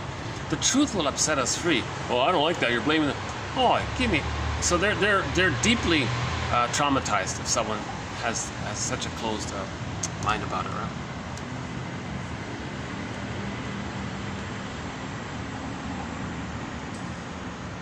It's a resistance. It's a resistance, right? Because free association brings up emotions, and that there's a resistance to doing so. So people know that psychoanalysis is based on free association. Say what comes to mind. Just say freely what comes to mind. And keep on going. And when you do that, important material comes up. As important material comes up, now you can start to grieve. Now the presence of a caring witness allows the safety, allows the nest, the container, there's the nest that allows the container nest to allow the egg, the feelings to come up. Again, psychoanalysis, looking for an egg in a basket that's missing. So you create the basket, you find the two of you talking, then you feel safe. Grief is healed when it's witnessed by a caring other. Now, free association is going to bring that up. But the free association, it's the safety of the presence, the caring witness, that facilitates the free association, because you feel safe to allow the feelings to come up, to allow the eggs to come up, right? The potential to feel, and so on, right? Well, that's it's painful to feel. We can't do this alone. We need a caring witness. So these quotes are about sort of preparation for healing, right? To build the knowledge. And sometimes little mini eggs can come up. Sometimes a dream comes up. So let's talk a little bit more about the superego, or the inner critic. In general, the superego is the successor and representative of the parents and the educators, okay, meaning the one who taught you, the mother, right? Okay, who superintended the actions of the individual in his first years of life. So who was the first educator? The mother, the breast mother. So the breast mother was the first educator.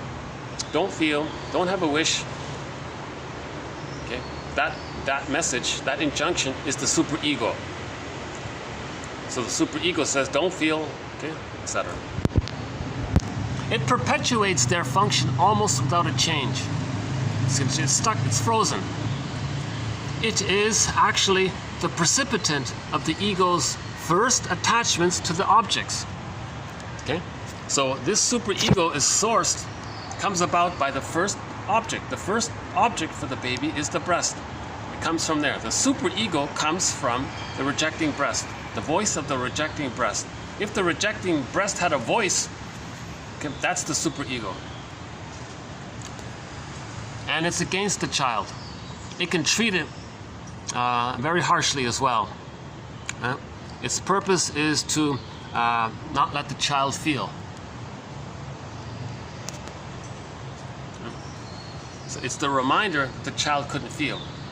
It's the reminder that he didn't save the mother,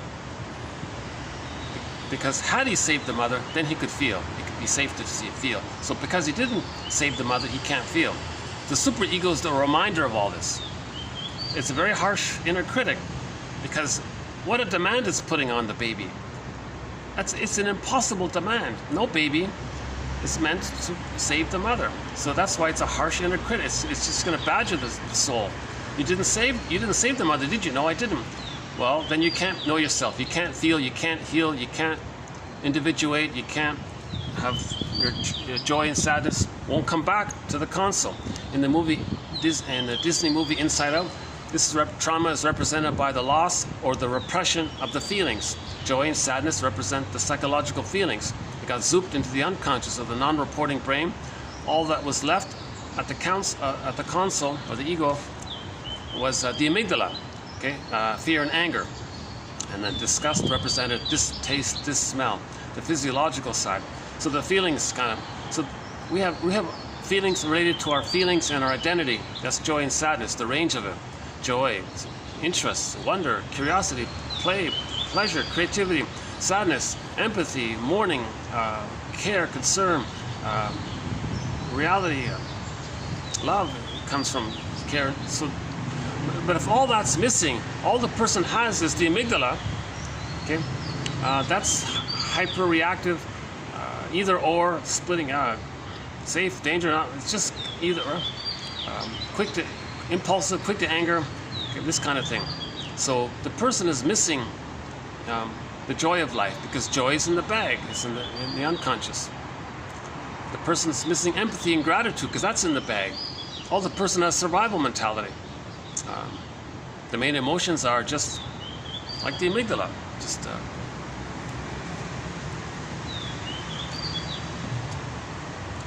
it's a symptom of trauma.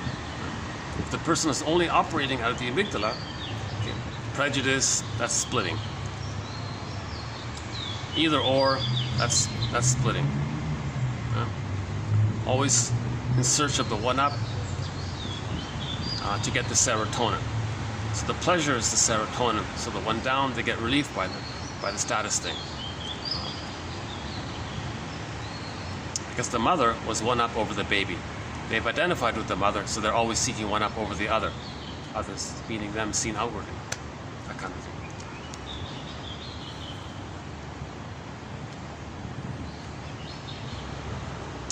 Okay, next one a little bit about superego. So the superego is the successor and the representative of the first educator who superintended the actions of the baby. It perpetuates its functions endlessly, timelessly. It's called infinite mourning. No time, it's timeless, infinite. It comes from the first attachment to the breast, and this voice is against the person. Just like the breast was against the baby, the voice of the breast is against us later on, right? And its chief purpose is to not let the baby have himself, know himself, have his feelings. So joy and sadness stay repressed. But when we face this work, joy and sadness can come back. So at the end of the movie in Disney, joy and sadness came back to the console, and joy and sadness represents the psychological self, the emotional, the feeling self. I feel, therefore I am. That's the true self. The amygdala can take a backseat. The amygdala is just there when there's trauma. It's a response to trauma, the PTSD. Right? Okay, next one. Just a quick one about symptoms. The symptom has its origin in the repressed. It is, as it were, the representative. So when we have a physical symptom, it represents the repression. Physical symptoms, psychosomatic symptoms.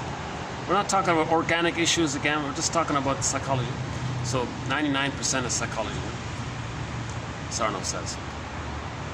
So physical issues, back pains, internal, external, wherever there's a problem in the body, internal or external. Okay, the symptom is a representative of the repressed emotion. Now Sarno says it's mainly rage,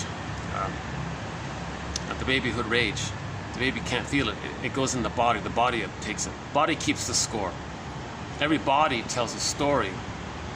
Okay, the body bears the burden. So the body's holding it for the person. So the physical symptom reveals the repressed emotion. Now, if we're not aware of it, and usually we're not, then it's concealing it. So it's a compromise. It's showing it, but it's hiding it. So physical symptoms reveal and conceal the inner conflict. We can't feel the pain of it, and the superego is keeping it that way. But we want to heal, but the superego says, no, you can't heal. Remember the deal you made with the mother? You can't heal. I'm not going to let you heal. The superego is very harsh. It's very critical. There's no reasoning with the superego. The superego is just, it's all a misunderstanding. The superego is a mistake. The superego is the memory of the baby thinking he was a little god. But the baby wasn't a little god, but he thought he was a little god. There's the mistake. That's the superego. It just comes from that. Just correct that. All we got to do is correct the idea that babies, all we got to do is just realize that babies are not little gods. They may think it, but that doesn't make it so. It's just a misunderstanding. Superego is just a residue of an old false belief. That's all it is. Okay, next one. Okay, next few. Our thread on dream interpretation is still in its early stages. So let's see if we can add a little bit to dreams.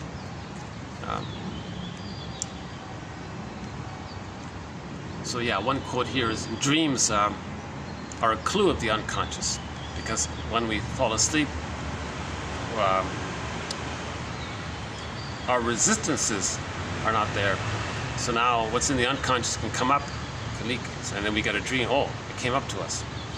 So the unconscious is always trying to get our conscious attention. The more we can make conscious, the more we're healing. The more we keep unconscious, the more pain there is. We don't want too much in the unconscious. A little bit okay, but not too much. Because if there's too much, that means there's too much trauma. If there's too much trauma, then it's going to try to enter into consciousness. So dreams are one way to know that there is such a thing as the unconscious, and that it's trying to communicate to us. And Marion Woodman says, you know, dreams are like soul stories. Don't you, letters from your soul. Don't you want, if your soul writes you a letter, don't you want to read it? Oh my God, isn't it important to read a letter from your own soul, your unconscious? So that's to emphasize the importance of it. So TTAQ, if you wake up and have a dream, as quick as possible, write in your notebook or your dream journal, TTAQ. Give the dream a title, identify sort of the theme, A, the main emotion, affect, and Q, what is your soul asking you, the question. TTAQ. title, theme, affect, question. It can help a little bit. Okay, so with sleep there is less resistance. As a result, an opportunity for dream formation. The study of dreams affords us an excellent example of the way in which the unconscious material transports itself to the ego, or sends itself to the ego, or even pushes itself into the ego, or maybe forces itself to the ego. Dreams as compromise structures. Something that is a satisfaction for the unconscious may, for that very reason, be a cause of anxiety for the ego. So the dream doesn't tell us everything. There may be a kind of compromise. Now, part of the compromise is if there's too much going on, we may displace the emotion from one to something else. The other aspect of dreams, they call it condensation. It may bring things together, condense it up to facilitate a displacement, to facilitate making the unconscious conscious by linking different elements up. Now remember, there's no time. So in a dream, you might have something related to last night, to yesterday, like the day before, related to something from childhood, related to something you saw on TV a week ago. There's no time. So it can bundle up things all together. So this is an attempt to have the associations, to link things up, and then get the feelings. So dreams as compromise for structures. Something that is true from the unconscious may bring up anxiety. So we may get some kind of confusing dream. So the compromise is we get a dream that's not direct. Then you got to interpret it, kind of thing. So-called the manifest content. You want to look at the latent content. We must assume that dream displacement is due to anxiety. So we have anxiety around feeling something, it's going to get displaced. Just like in conscious life, if we feel anxious about something, we may project it. That's a defense mechanism. So defense mechanisms are taking place within. Dream condensation, an indication to form fresh unities out of elements which in our waking thoughts we should certainly have kept separate. As a consequence, a single element of a manifest dream often stands for a whole number of latent dream thought. See, you can see the urgency. That quote conveys the urgency of trying to get us to be conscious of what's conscious. The unconscious is scrambling around, piecing things together, trying to create a story so that we can feel something that we couldn't feel. Now, in our conscious life, we may not have that kind of associative ability, but the unconscious is more active. There's more energy to heal. So this is part of the healing effort. The unconscious is part of the organism's attempt to heal. The organism and the unconscious are working together to get the organism to heal. And we can facilitate it by creating a basket, weaving a basket. That's knowledge. That's a metaphor for building the ego, knowledge, consciousness, theories, quotations. So I think 1001 Windmills of the Mind is also an attempt to weave a basket. We have 5,000 little threads. We can weave them together. Now these 5,000 plus threads are subgrouped into 52 major threads. Okay? So we want to take these 52 threads, weave a basket. As we get this knowledge, we may start to accept more feelings to come up. That's the idea, right? In every dream, we may find some reference to the experience of the preceding day, because the preceding day triggers something. You see? So if you have your day today, whatever you're doing today, some little thing takes place today, it can stimulate a chain reaction of associations. So something happens today.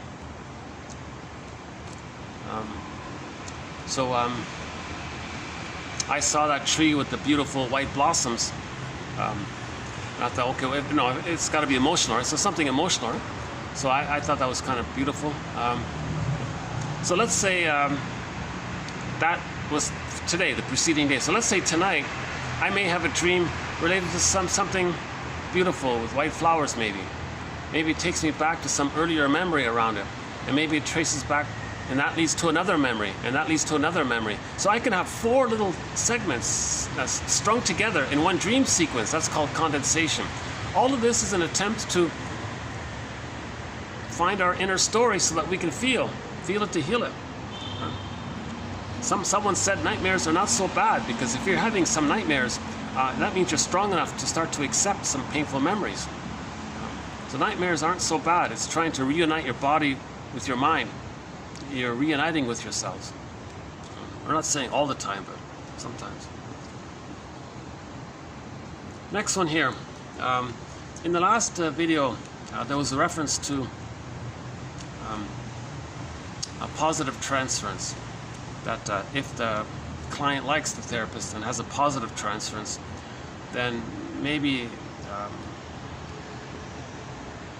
through the power of suggestion, some parts of his life can get better.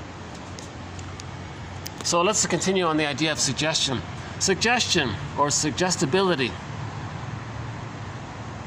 A suggestion is an idea, meaning an idea is aroused in another person's brain, which is not examined in regard to its origin, but is accepted just as though it had arisen spontaneously in that brain.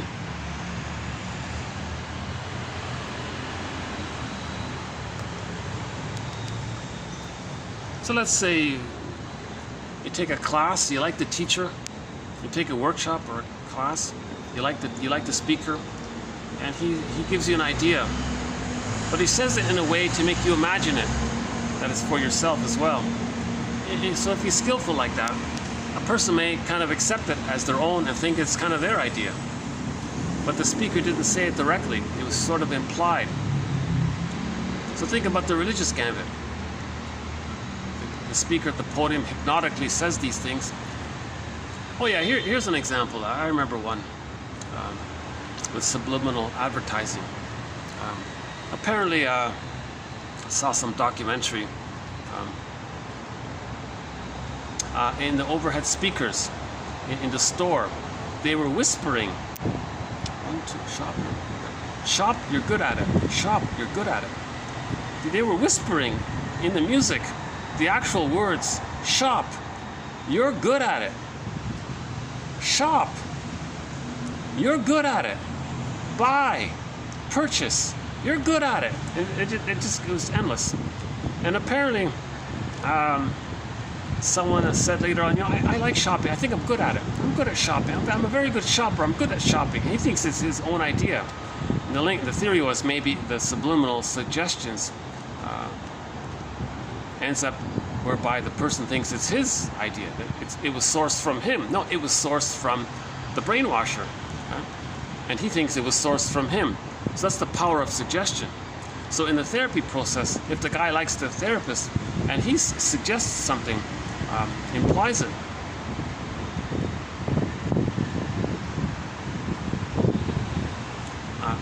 I'm a little unclear about it. There may be a temporary improvement. It doesn't change psychic structure. So in yesterday's quote, he was trying to point out that it doesn't change psychic structure. It doesn't heal. If healing is needed to change the psychic structure, if the person is generally healthy and their psychic structure isn't so bad, the suggestion might be helpful, and it didn't need to change the psychic structure because they already have a positive psychic structure. But if the person has a flawed psychic structure, meaning the bully pattern, the Iago pattern, the fusion, the splitting, projective identification, identification with the aggressor, reactor formation, hocus pocus double, these kind of painful psychic structures, the suggestion is not going to heal the psychic structure. Suggestion doesn't heal psychic structure. But if the person already had a relatively good psychic structure, maybe the suggestion was okay. Or if they have a painful psychic structure and they get a suggestion, it'll be temporary.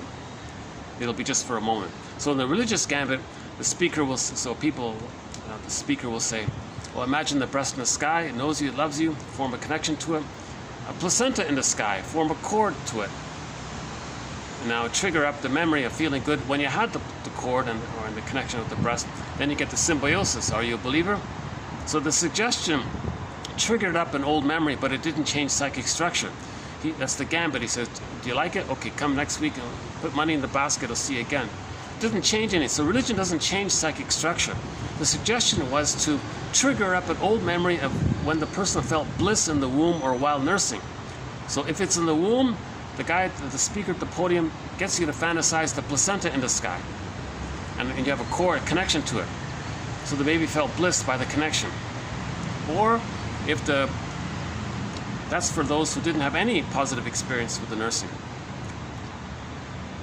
Or somewhat condensation, describe the placenta and the breast for extra effect.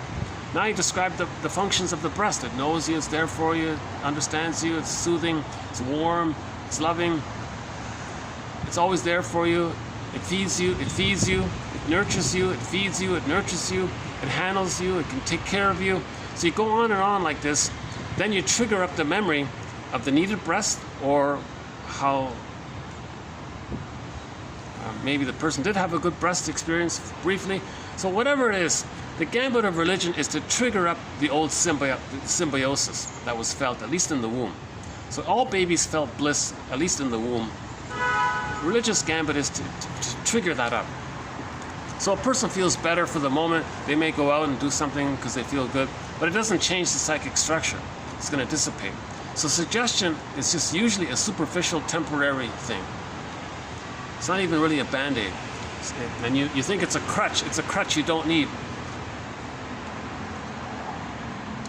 So yeah, we got religion. So here's the one on religion. Oh boy. I'm kind of feeling not my best today, so I'm not in the mood to do the religious one, because that's always so tiring. Let me at least take a little.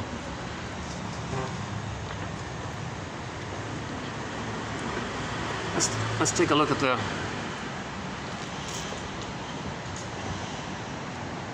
Let's take a look at these nice little blossom tree with the blossom. Is it showing up there?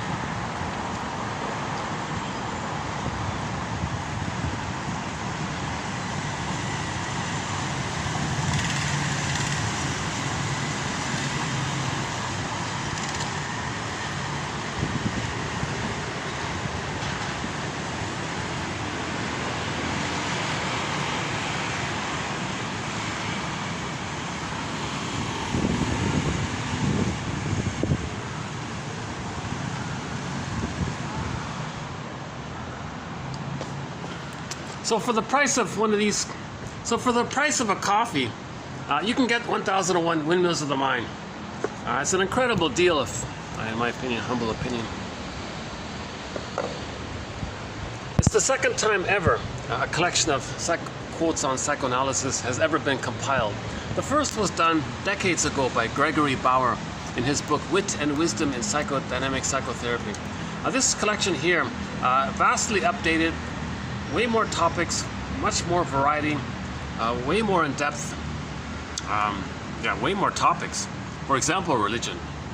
I don't think Gregory Bauer included any quotes on the psychoanalysis of religion, but we have it here. So one of our threads is the psychoanalysis of religion. That's jam-packed with psychology. Oh, very rich, jam-packed with psychology, religion. Oh my God. Religion entrenches the splitting mechanism, number one, with their stories of goddess and demon all the time. So it maintains the splitting mechanism. So it's not healing. The purpose of religion is not for healing, despite what people may say. Okay? So it maintains the prejudiced personality by constantly talking about goddess and demon all the time. That activates and stimulates the ongoing use of the splitting mechanism to keep it going. The speaker at the podium doesn't say what splitting is about. why splitting takes place, how do we resolve it. They just say keep on using it. So why? Why would they say keep on using it? Because it promotes the prejudiced personality. The splitting is needed for the prejudiced personality. Splitting is needed for prejudice. So why are they promoting prejudice? Because tool is an arm of the plunder system. In order to plunder, you got to get people to think in either or terms. But from the babyhood perspective, the either or terms is the goddess and demon. Now the baby wouldn't be, no person would feel badly if they're hurting a monster that wants to hurt them. So there's the function of the goddess and demon. So in 10,000 years ago, the plunder system began, according to one theory, and then, but before it began, people were tolerant. Babies got loved, babies were held, they got loved, so they were tolerant. They had the tolerant personality in the global village, Homo naturalis. 10,000 years ago, a huge burst in serotonin took place in the brain with the discovery of farming, and then maybe there was a weather problem or some panic around not getting the serotonin. So out of the panic, people started to hoard to get the serotonin. But in order to hoard or pillage, you need a pool of poorly paid workers to do all that. Well, how do you, but it's not really our nature to act like this. Indigenous people back then said don't do it, but maybe there was this panic, this was maybe all an accident. Somebody got the idea, well, traumatize the babies, remove them from their mothers. Well, that's a huge shame. The baby deals with that painful shame with the splitting mechanism. Now the baby thinks that the remover, the mother, was the monster, and he's got to hallucinate otherwise, but he's identified with the monster one. Now, to reenact what happened, he's going to act like the refuser, the shamer, see his innocence onto others, simultaneously think, hocus pocus, double focus, the one he just shamed, he was shamed by, because the fusion, it's going to cycle around. So prejudice does that. Prejudice is the person is going to see their innocence onto others, act like the aggressor, to reenact how the mother aggressed against them. They're going to reenact it, to replay it by aggressing towards their own innocence seen onto others. That's a reenactment. Hocus pocus, double focus. Because of the fusion, the person they just shamed, they simultaneously think that the shamed is the shaming them, hurting them, then they feel shamed by it.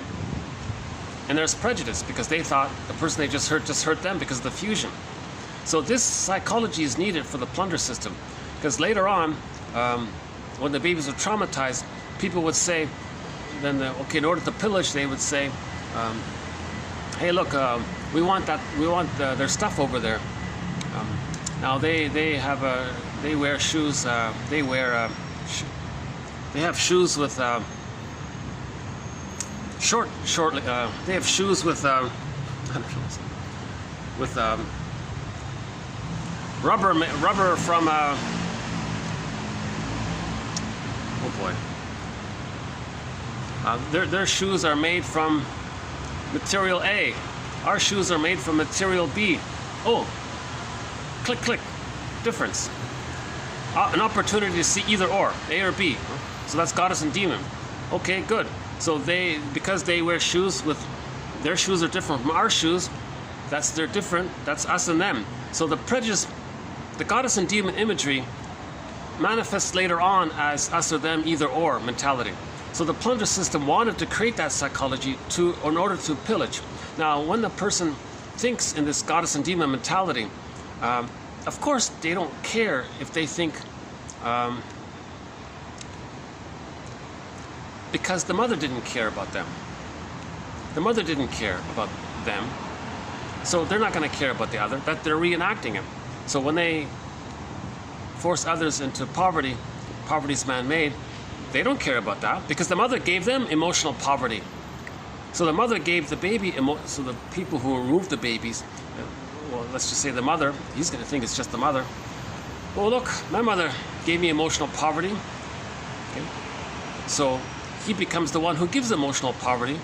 So that's the plunder. He's going to give outward, doesn't care about others, to reenact how the mother gave him poverty.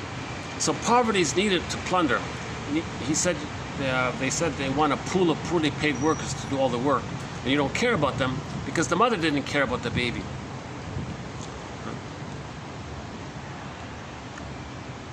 Now at the same time, you think they're hurting you. Now why would someone care about someone who's hurting them?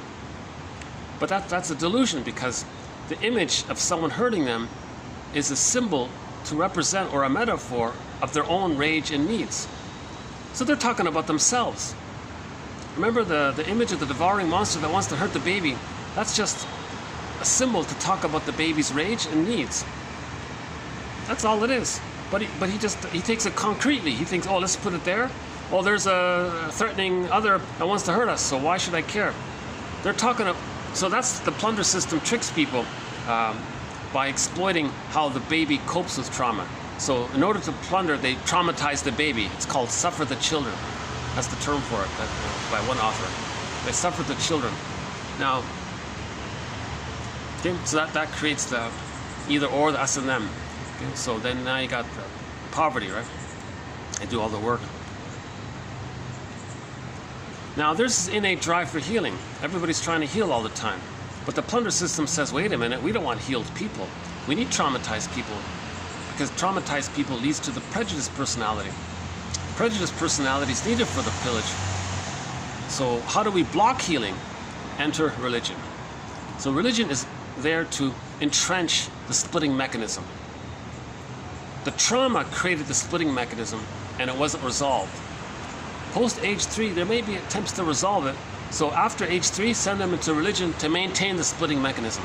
So they entrench it. They now it's like brainwash. Oh, keep on using splitting, keep on using that kind of thing, because that sets the stage. So later, when someone wants to plunder, some spokesperson for the plunder system is going to come in and say to the people, okay, very good. I'm very glad that you're all prejudiced. It makes my job easy. Remember when you were a baby, you felt immense stress? You created the splitting mechanism? Well, you survived, right? Well, I want to re-evoke that now with you. So we're like the good ones. Our shoes are one way. They have shoes different way. Or recently, about a month ago, someone said garden jungle. We on this latitude, it's a garden, and those in a different latitude are like a jungle. They just want to trigger up the splitting mechanism. You just make some kind of imagery, because the baby thinks it images. So you create images, garden and jungle. That's a very imaginal thing, right? So he's trying to trigger up the imagery. So the spokesperson for the plunder system, it's very easy for him now. Okay, well, they over there, they're different, and we're us, and they're them. Oh, us, them. Click, click, goddess and demon, emotionality. And now, why they're so invested in this and why they don't care, because there's this compulsion to replay the trauma. They want to repeat, replay, relive, re-experience, because they're searching for the fantasy of getting a better past. Okay? So they don't mind doing it because they're in this delusion of getting a better past. It's a false compulsion. They're in pain. Babies who are traumatized are in pain. They want to relive it. The spokesperson for the plunder system knows this and says, I know you want to relive your trauma. Here, I'm going to give you a chance. We good, they bad. Oh, good. Now they want to replay. What are they replaying? They're replaying how they believed the mother was good and they felt bad by the interaction. They're just replaying that. So when they hurt others, they're just trying to reenact how the mother hurt them. Now, the positive intention, if we can say it, is that they're trying to make themselves conscious.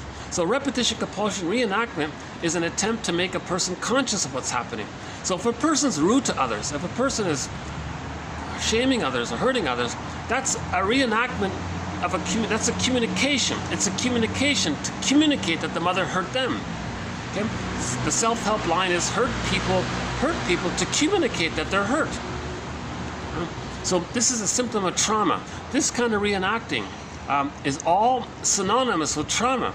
The truth will upset us free. So we have to accept that we got traumatized.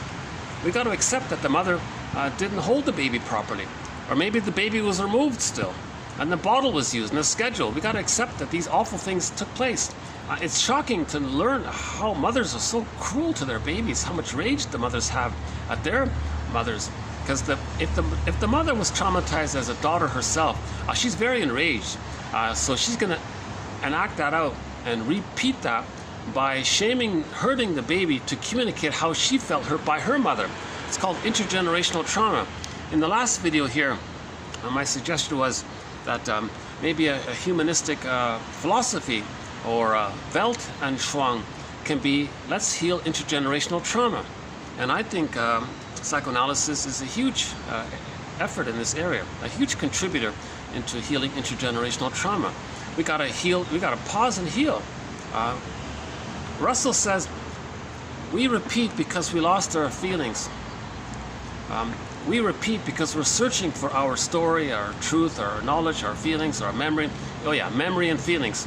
Okay, so we're in search for memory and feelings. We are repeating because we're in search for memory and feelings. That's the healing. Once we get memory and feelings, we can stop repeating. Then we heal intergenerational trauma once we get memory and feelings. If we don't have memory and feelings, we're going to repeat. When we repeat, we reenact. We do to others what was done to us to reenact what was done to us. So psychoanalysis is an effort, a huge successful effort, a major, very generous effort to make a lot of this conscious. And the result is we can move towards healing intergenerational trauma. And I think maybe as a tentative hypothesis, that can be a world, a Weltanschauung worldview for we all live under the same sun because we live as one. We all live under the same sun because we're one. What do we all have in common? We got to heal intergenerational trauma. Okay, now those who weren't traumatized, who had a healthy, secure attachment style, that's fine. We're talking about the 70% of the rest of us in North America. Roughly 70% of the babies in North America are not getting a secure attachment style. You know, so the 30%, it would be very helpful if the 30% can read psychoanalysis and offer their loving presence. You know. In the meantime, the 70% have a responsibility to heal themselves. It's called the moral revolution, to heal ourselves. It's sometimes called the self-reparenting movement, the mythopoetic movement, the know thyself movement, the heal thyself movement, the self-help movement, the moral revolution, to heal ourselves, and so on. So the religion, and I'm tempted to redo it here, provide some context. So the purpose of religion is it's an arm, an extension to keep on recycling the trauma that took place when the babies were removed from the mother. Religion just so religion says in effect, hey, you practitioner, participant. Once again, we're not talking about the victims of the plunder system. We're not going there because they're under immense stress. If they need a break, to go to a nice place. We're not talking about that. Let's just understand the psychology here. Oops, hold on.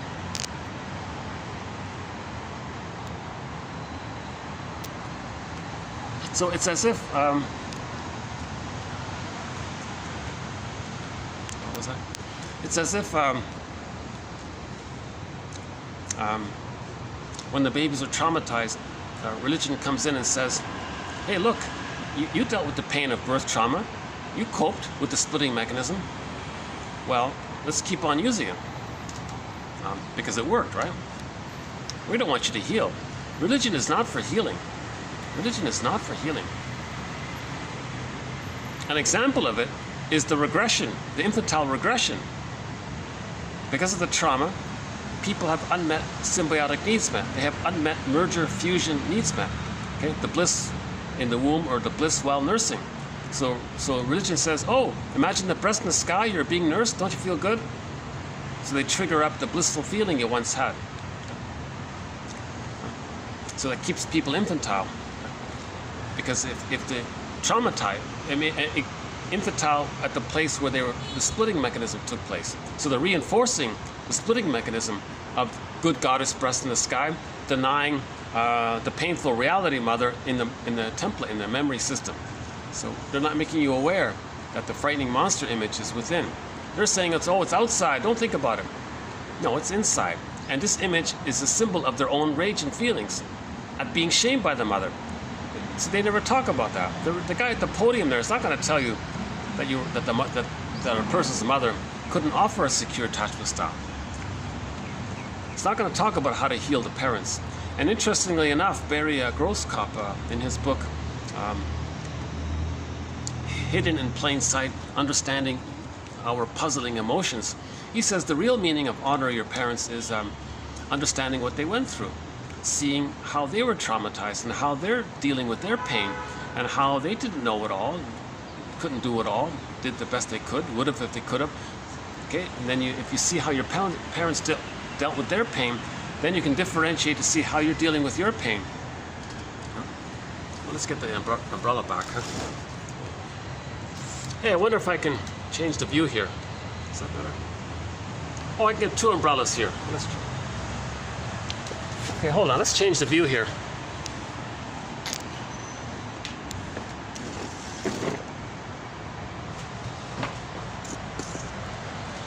Let's turn this around here. Hold on a sec. How's that? Okay, let's get some more color in the camera here. Okay, that's a little better, right?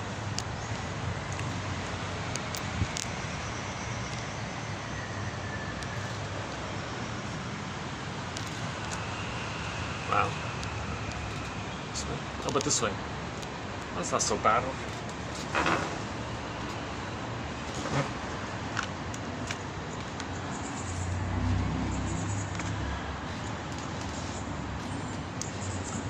TQ2118 for more on the idea about the breast in the sky. Lloyd Demas says it's really the placenta in the sky. He calls it the phantom placenta. So his theory is that the placenta was sort of like a kind of organ, almost like an organ for the baby. The placenta belongs to the baby. Oh, lighting so good. Oh, hold on. It's a little better. I'll do it this way. Oh, that's okay. Okay, let's do this. Oh yeah, okay. That's a lot better. So Lloyd Demas makes the point that the placenta is actually a kind of, think of it as an organ. It's like an organ. Now, if that's removed, there's this feeling of the where's the organ? Where's the placenta? We have a memory and we miss it. It's called the phantom placenta. So the entity in the sky that's so heavenly and so wonderful that eliminates your waste and that eliminates your pain and provides the love you need. That's the phantom placenta. The phantom placenta. So religion is about tricking you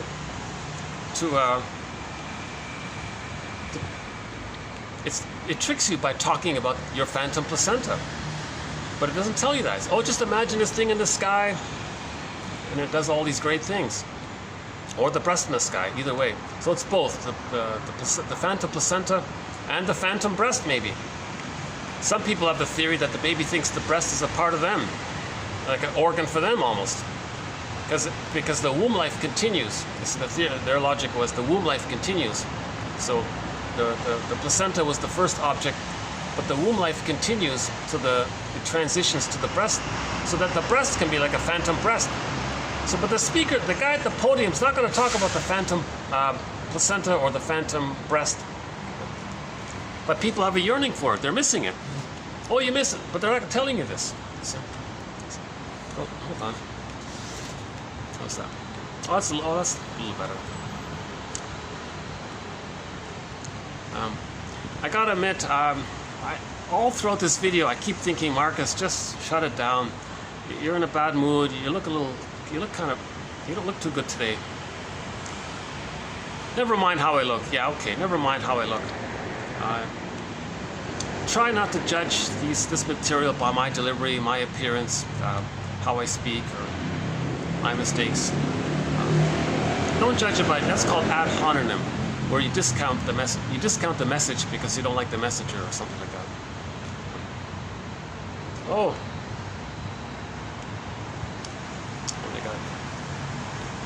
I'm just noticing the person on the balcony doing all their gardening on the balcony.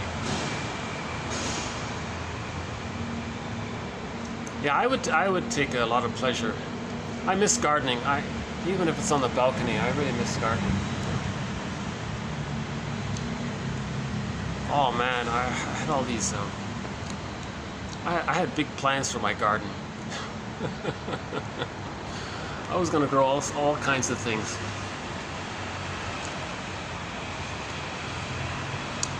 Yeah, all these regulations of what you can grow.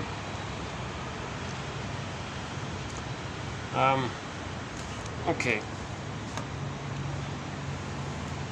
Now I don't want to get these people on my camera here. Okay, let's do it this way. Okay. Oh, it's okay now. Yeah.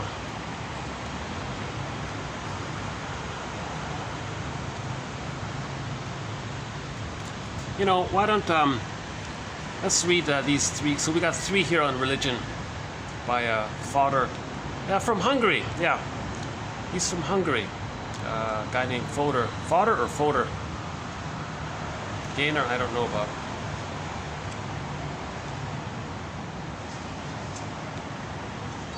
We've posted a lot of great quotes on it. There's a lot of excellent quotes on the psychoanalysis of religion. But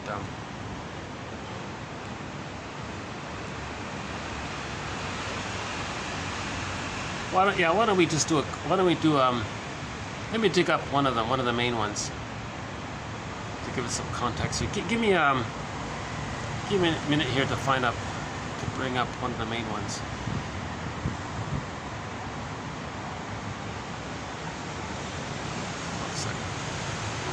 Oh, by the way, TQ 2435-9 about falling in love. That's a great one. If you don't like my video today, go to 2435-9. - 2119 is a very good quote about repetition compulsion. What we've been talking about today.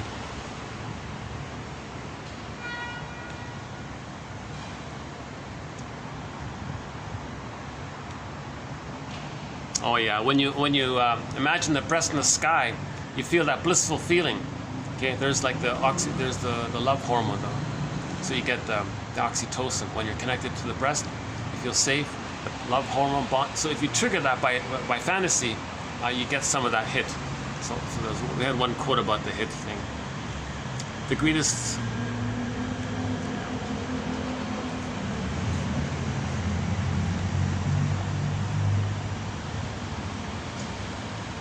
Okay, let's do this one here. 21. Oh,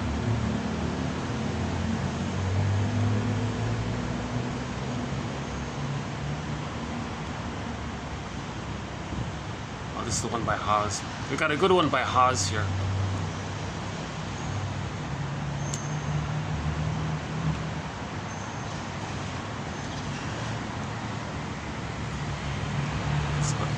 Okay, let's Here's sort of the main one here. Okay, Joel Koval, 2000. Oh, that's the plunder system one. Okay, if you go to TQ 1124, we got a good quote about the plunder system. 1124 by Altman and Tiemann.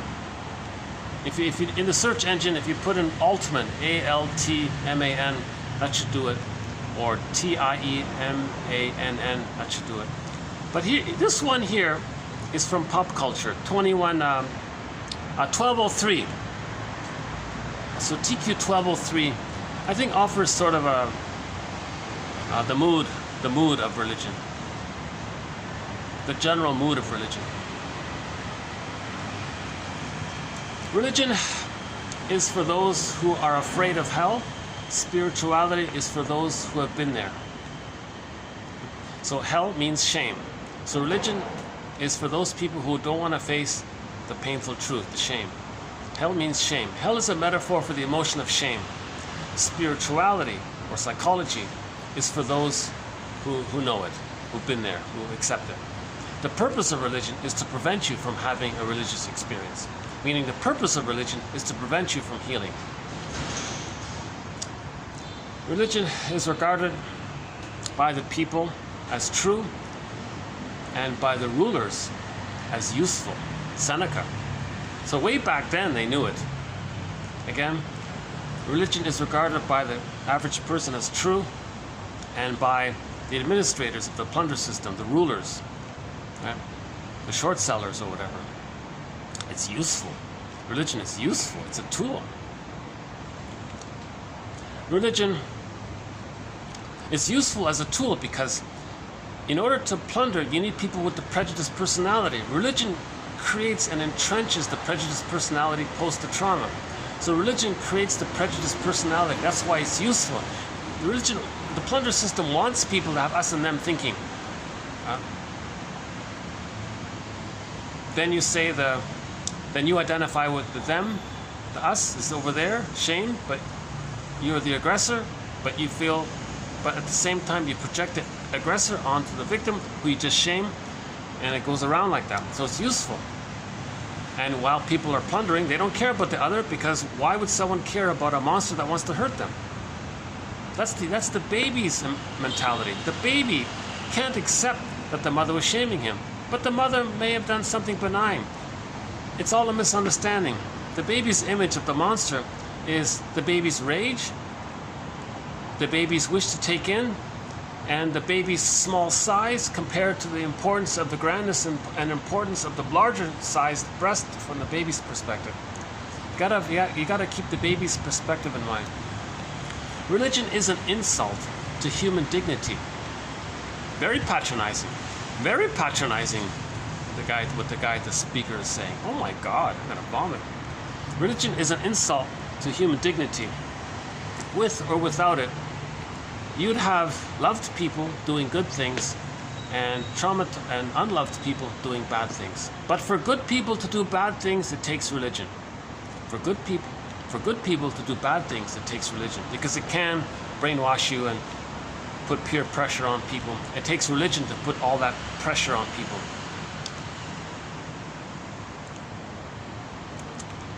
You don't need religion to have morals. If you can't determine right from wrong, you lack empathy, not religion.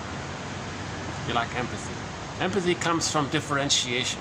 Empathy comes from after the mourning process. If a person doesn't have empathy, they were traumatized, which is what religion does. The purpose of religion is to make you not have empathy. Now, we're not talking about being able to scan or read people. We're talking about emotional empathy. Understanding how they feel, and you feel that yourself too. Religion is the organization of spirituality into something that became the handmaiden of conquerors. Religion is the organization of normal spirituality, psychology. They twisted it into something that became the handmaiden of conquerors. Nearly all religions were brought to people and imposed on people by the conquerors and used as the framework to control their minds. It's mind control. Keep people infantile. Man is certainly stark mad. He can't make a worm, and yet he'll be making gods by the dozens. Philosophy questions that which may never be answered. Religion answers that which may never be questioned. See, there's the don't question it. Either or. That's the splitting mechanism. Right? Goddess and demon. Mother's good. Mother bad. You can't feel that. Don't question it. Don't heal. Religion answers that which may never be questioned, meaning don't heal. Don't question it. Religion is legalized madness. Dogma, the hard substance that forms in a soft brain, a coprolitic idea. A coprolitic idea. C-O-P-R-O-L-I-T-I-C. A coprolitic idea. A lie imperiously reiterated and authoritatively injected into the mind of one or more persons who believe they believe what someone else believes. The power of suggestion. There's the brainwashing. You believe, you think it's yours, and they think they believe. It's not an organic belief. You're just absorbing it. It's like an injunction. Believe it. Oh, I believe it now. That kind of thing. But that idea is nonsense. That's what he means by the coprolitic. That came from Albert, was it? Albert Hubert? Yeah, Albert Hubert. Another one by Hubert. A recession into the divine or imperial, hence the father of graft. You see, religion sets it up for the plunder system.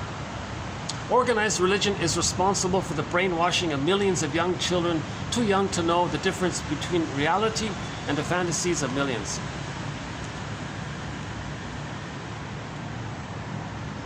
So children are suggestible. Religion is one of the phases of thought. Religion is one of the phases of thought through which the world is passing. Every religion is true on the inside when understood metaphorically. So religion is true on the inside when understood metaphorically. Religion just takes mythology stories and twists them a bit. It takes fairy tales and myths, motif, dream motif. Myths and fairy tales are dream motif. So we're taking dream motifs, unconscious motifs, and creating religion out of those motifs. It's a trick. Religion is a scam. It's worse than that, actually.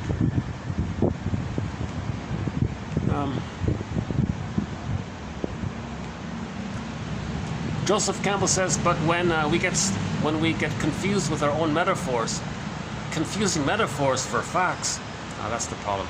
Knowledge of perinatal dynamics is essential for any serious approach to such problems as religion, mysticism, rites of passage. So a lot of this mysticism, it's related to prenatal trauma.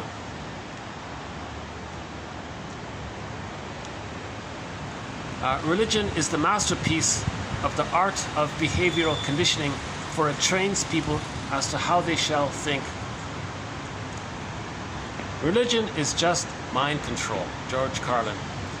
Mind control. Religion is just mind control. Keep people stupid, keeps people infantile. Again, I'm not talking about the victims of the plunder system. I'm not going there. Religion is the possibility of the removal of every ground of confidence except confidence in the breast image in the sky. So you don't have your own confidence, you just have confidence that there's the placenta in the sky. That's it. It keeps people infantile and dependent. Our religion is made so as to wipe out vices, but then it covers them up, and then it nourishes them, and then it cites them. Montague.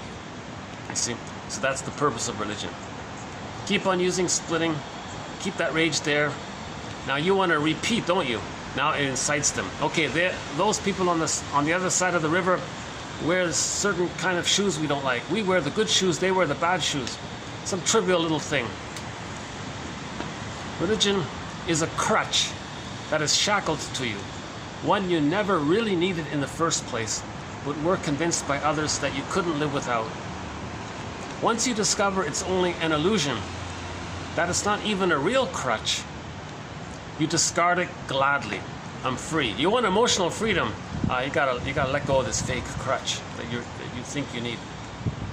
Oh, I love this conclusion here by Edgar Allan Poe. All religion, my friend, is simply evolved out of fraud, fear, greed, imagination, and poetry. That's if you want to know who said these things, and these are all famous people. This is all from pop culture. This is all mainstream pop culture. Edgar Allan Poe, Montague, Hubbard, Seneca, and all these famous people. So that's TQ 1213. So let's add to that a couple of more here from Fodder and Gaynor. The derivation of the need for religion from the child's feeling of helplessness and the longing. Okay, the longing, helpless. Remember, the baby's traumatized. He's gonna have longing. He's helpless, powerless, and he's deprived. So religion comes from this. We're deprived with the birth trauma. We're deprived of the love we need, but we're longing for healing. We're helpless and powerless. Religion comes from this. Now the slogan, their slogans or their creeds or dogma or whatever things they say, its doctrines carry with them the stamp of the times in which they originated, the ignorant childhood days of the human race.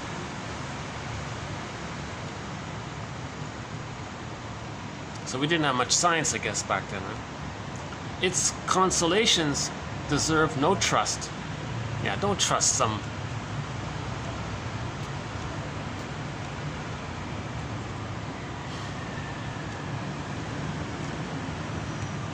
Really? You're going to trust the idea that there's a breast in the sky that's nurturing you? Really? You're going to trust this? If one attempts to assign to religion, if one attempts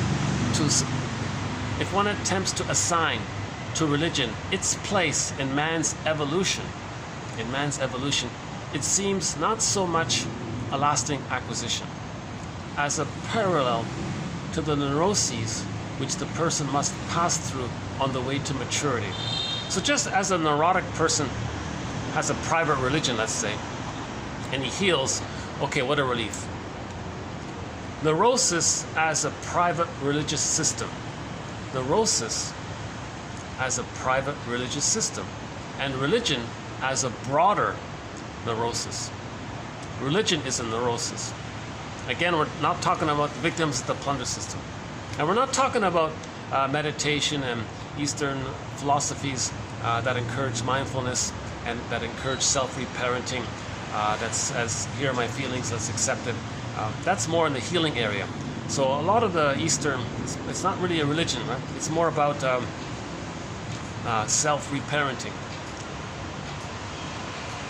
A lot of people say it's more of a philosophy, or it's more of a positive attitude, let's say, of self-acceptance, self-compassion. The resemblance between the neurotic ceremonial and the religious ceremonial. So the neurotic does little things, well, religion does little things. There's a lot of similarity there.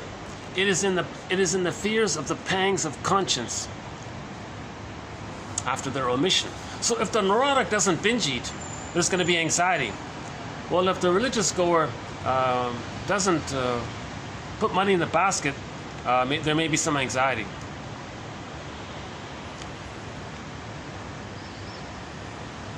And this is private, right? So the person who binge eats, it's sort of a private affair. The person who puts money in the basket, it's sort of a private affair. Okay, the next one relates to superstition.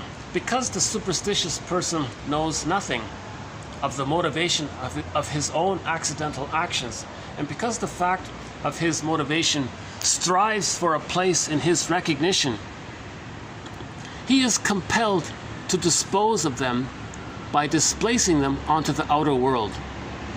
As a matter of fact, I believe that a large portion of the mythological conception of the world, which reaches far into the most modern religions, is nothing but psychology projected to the outer world.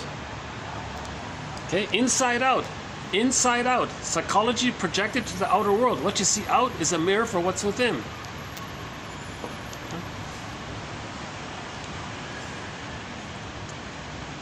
Maybe not the strongest quotes, but I'll include them here.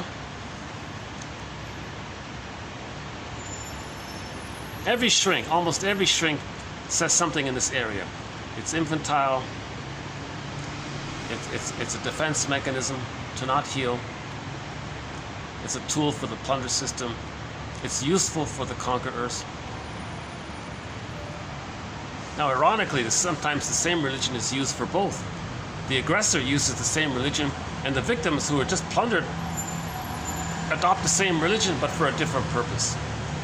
The victims of the plunder system just imagine the breast in the sky, feel a little better. But the aggressors just consider the goddess and demon one. They act on that, right? Okay, one on anxiety.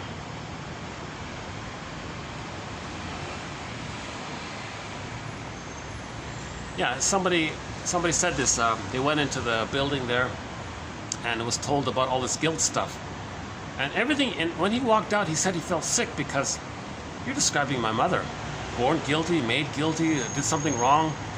Oh my God, this is word for word for the stuff, for the guilt tripping my mother gave me. I could sort of relate to it myself, to some degree, right? So that's, it doesn't tell you that unconscious guilt is a false belief by the baby. We have unconscious guilt. The speaker at the podium says, "You're guilty, aren't you?" Well, someone saved you. Oh wow, that's great. Rescue fantasy. That's infantile rescue fantasy, right? To heal, we gotta heal. Another person's not gonna heal you. Just like in falling in love. If you fall in love with a girl, you transfer the unmet need for a good enough parent onto the partner. That's a rescue fantasy. They're not gonna do it, right? A quick one on anxiety here. Anxiety is the reaction to the danger of object loss. So a lot of anxiety, I won't do the whole thread on anxiety, but just one quick little add-on is that if we unconsciously are reminded of the times when the mother was not there, if something triggers that, we may feel anxious. Maybe culture shock would be like that. People forced to move to another place.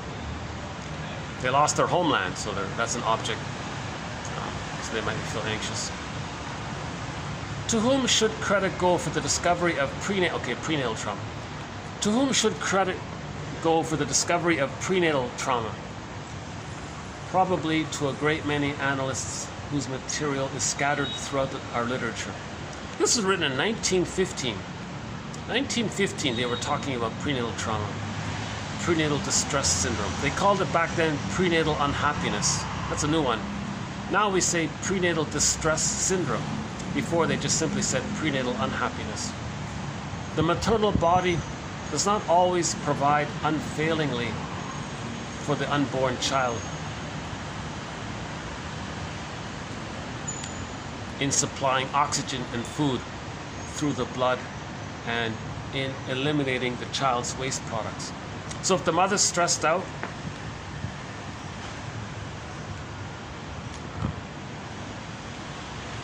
if she goes to a heavy metal concert, the baby can be stressed out, not get enough blood and oxygen. The example was in 1915, the woman said she didn't feel baked or something. She came out too early. "I don't feel baked. I want to go back in the oven, the womb, and feel baked." That's what she said. And he was pointing out that one theory about the symbolism of dreams is that's the womb, right? Because it's hot, it's in the inside in the body, warm cooks, babies. I don't like the metaphor, but I didn't include it here. But meaning, if there's prenatal distress syndrome, maybe we have the fantasy of going back in the womb and getting the love we needed. Now, how do we describe that? What metaphor can we use? So one lady long ago came up with that one.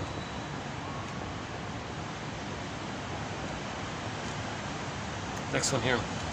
Oh, this is an interesting one. The very choice of who we marry has a traumatic message.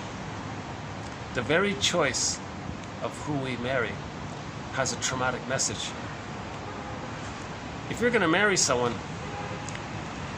who's dysfunctional, that has a traumatic message. It's telling you, the message is what your mother was like.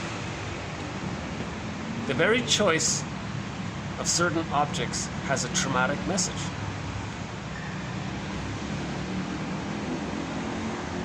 So if you're attracted to emotionally unavailable people, that's a traumatic message that your mother was emotionally unavailable. If you're attracted to, rejecting kind of people, aloof, cold kind of, well, that has a traumatic message. If you're attracted to dramatic people, well, that has a traumatic message. Okay, we've got two more here. Oh yeah, I saved the most difficult one for the last. In an earlier video, about two videos ago, we did a quote from the novel, "I Never Promised You a Rose Garden," which was this: The novel's title, which derives from the therapist's words to the patient, indicates the nature of the unison. Quote, "I never promised you a rose garden. I never promised you perfect justice. I never promised you peace or happiness. My help is so that you can be free to fight for all of these things. The reality I offer is challenge, and being well is being free to accept it at whatever level you are capable." So the novel is based on a true story. The author of the novel, Miss Weinberg, when she was 16 years old, went into the hospital, had schizophrenia. Her shrink was Frida Reichmann Fromm, and this is something that maybe she said to her. And she said this was a turning. I haven't read the novel, but as I understand it, this was a very helpful turning point where the therapist clarified, "Look, I'm your therapist. I'm not the parent that should have been there for you. I can't be the rescue fantasy to change the past, give you the peace and happiness and justice that you needed. I can't give you the rose garden, the symbiosis, the rose garden, the bliss. I can't merge with you. I can't be the breast. I can't give you the perfect love that a good enough mother should have provided in the nursery. I can't do these things. My job as a therapist is to help you to be free, to go for those things, to heal, to go for those things, to have self-agency. My help is to help you have self-agency." So this reality is a challenge. And being healthy means being free to accept the challenge at whatever level you're at, where I need to be. I am where I need to be. So we don't have a thread on the more serious issue of something like schizophrenia, but I included the quote because of the therapist's encouraging words. But I thought I would follow up on it with one more from the Fodder and Gaynor dictionary. So this is an interesting one. So let me just read it directly from the shrinks here. Okay, patients suffering from schizophrenia display two fundamental characteristics. Number one, they suffer from megalomania, and they have, number two, and they have withdrawn their interest from the external world, people and things, right? So in the novel, also there's a movie based on the novel, the Rose Garden one, where she had this fantasy where she was in this other magical place, and she believed that she was there. So she withdrew from the external world into this other world. Again, she was in the hospital, right? But while she's in this other world, she's important. The life force that is liberated by her frustration does not remain attached to the objects in her fantasy. So her life force is object seeking. So she may have an emotional connection to her fantasy characters, but it doesn't stay there. It returns to the person. Okay. The megalomania then represents the mastery of this volume of life force. So they have life force, go to the fantasy, comes back to them. That's how they're managing their megalomania, the life force. The megalomania is, the child is so abused, he's in the hospital, he doesn't know what's what. He's got to cling to the time in the womb when he thought he was a little god. That's the megalomania. But he's got all of this life force. So that's how he's preserving his megalomania. It can't stick with the fantasy characters, so it comes back to him. So that's how he's managing his life force. Thus corresponds with the introversion onto the fantasy creations that is found in the transference neurosis. Get the transference, so he believes.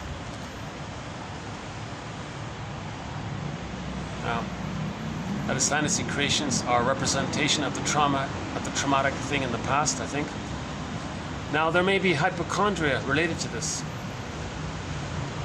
So all of the emotionality arises from a failure of this effort of the mental apparatus. It doesn't work. The traumatized child needs a mother. He has no mother, so he invents a mother. Now normally you can just invent it, you're okay. But if in the case of schizophrenia, the abuse was so severe, he enters into this primary process thinking, or this psychotic primary process thinking world called schizophrenia. That's why she's in the hospital. So I thought this added to it. So the two, okay, my main point here is this one, or their main point is this one. People with schizophrenia suffer from infantile megalomania. So a person with the narcissistic pattern, the bully pattern, the ego pattern, they also suffer from megalomania, but they can still function in the reality of the world. But if they couldn't, if it was more severe, they may slip into that autistic world, I guess it is, whatever it is. So any baby who's traumatized before 18 months is going to cling to the fantasy that they're a little god. Okay? But all of their emotions, their life force has to attach to objects. Now the bully pattern, he'll attach his to the lackeys. A person with a narcissistic pattern will attach it to the one he's shaming, the one he's the codependent part, the one he's hurting, the one he's cynical towards. So his life force is connected to the one he's hurting. The bully pattern, the one he's forcing to be a lackey. The Iago one, the one he's envious against. Okay? So the life force is going up, but he's still in the reality world, what he's doing it.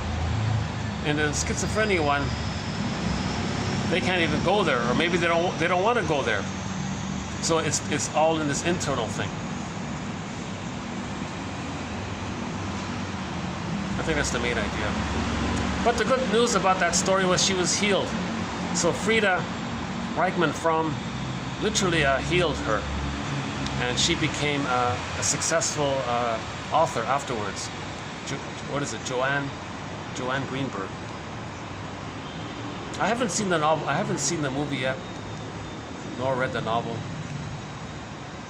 And this is not a thread, but I wanted to follow up on it somehow.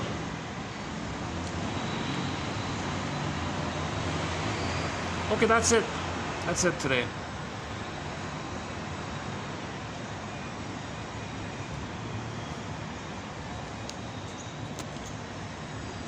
Maybe I'll just take a little musical break here. Hold on a sec. Maybe I can find a song we haven't played in a while.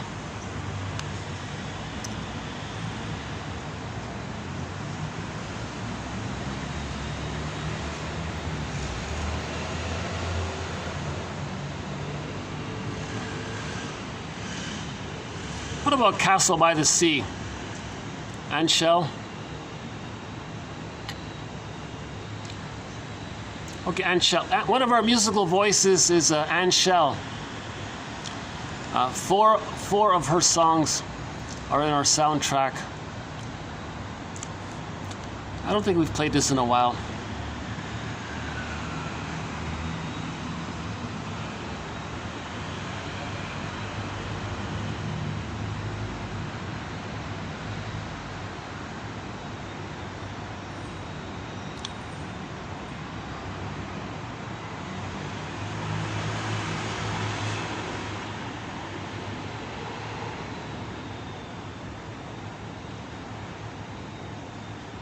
Okay, here we go. Constant tourist. Oh, maybe I don't have it here. Oh, what happened? Castle by the Sea.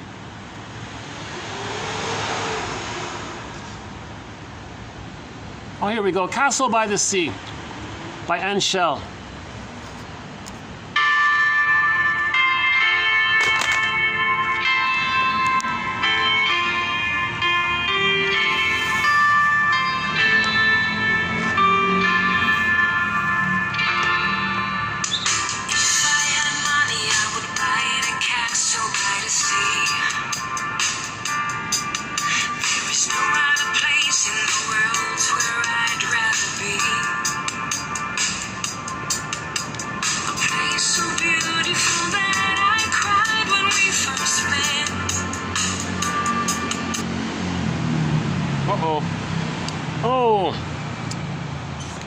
Hold on, let's bring this back again. I think I must have accidentally shut it off. Castle by the Sea by Anne Schell. Hold on a second.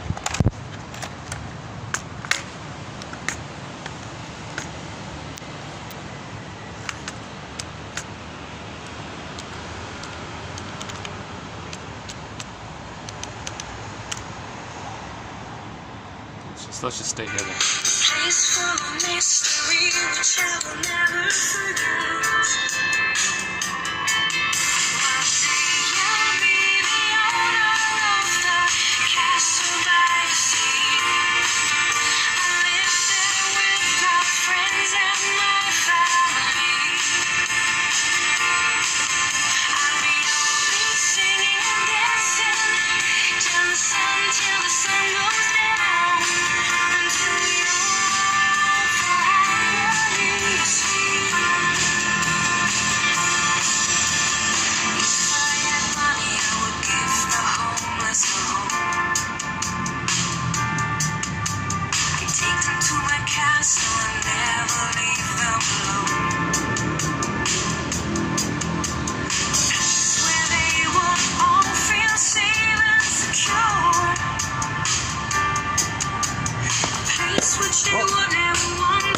Nope, gotta cut it. All right, let's just let it go then.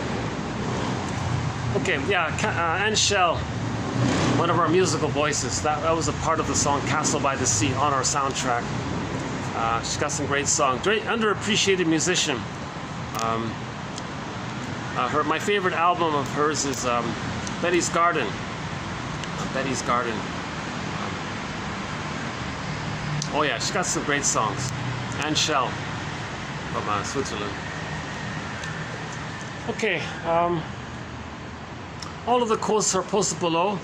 Again, they all come from all of these quotes come from a book called Dictionary of Psychoanalysis by Fodder and Gaynor, 1950. And so this concludes our two-part video run on these quotes. So roughly 30 entries, plus my elaborated comments on them. Let's see. Let me identify. So which ones do I like? Let's go back again. Hold on a second. I guess I need to update my computer situation.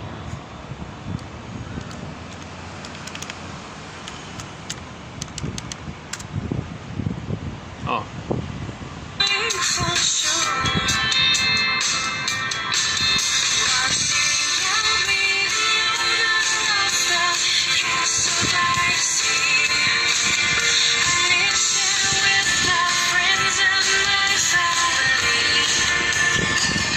So we started talking about resistance. The rule is you want to notice your resistance before what you're resisting against. Don't directly look for some pain or some memory. Just notice the thing you're doing that's preventing you from whatever the content is. So it's defense before content, or resistance before content. Right? So I'm binge eating. That's the resistance, to not feel something. If you accept that, then maybe you can look at the memory of object loss or whatever.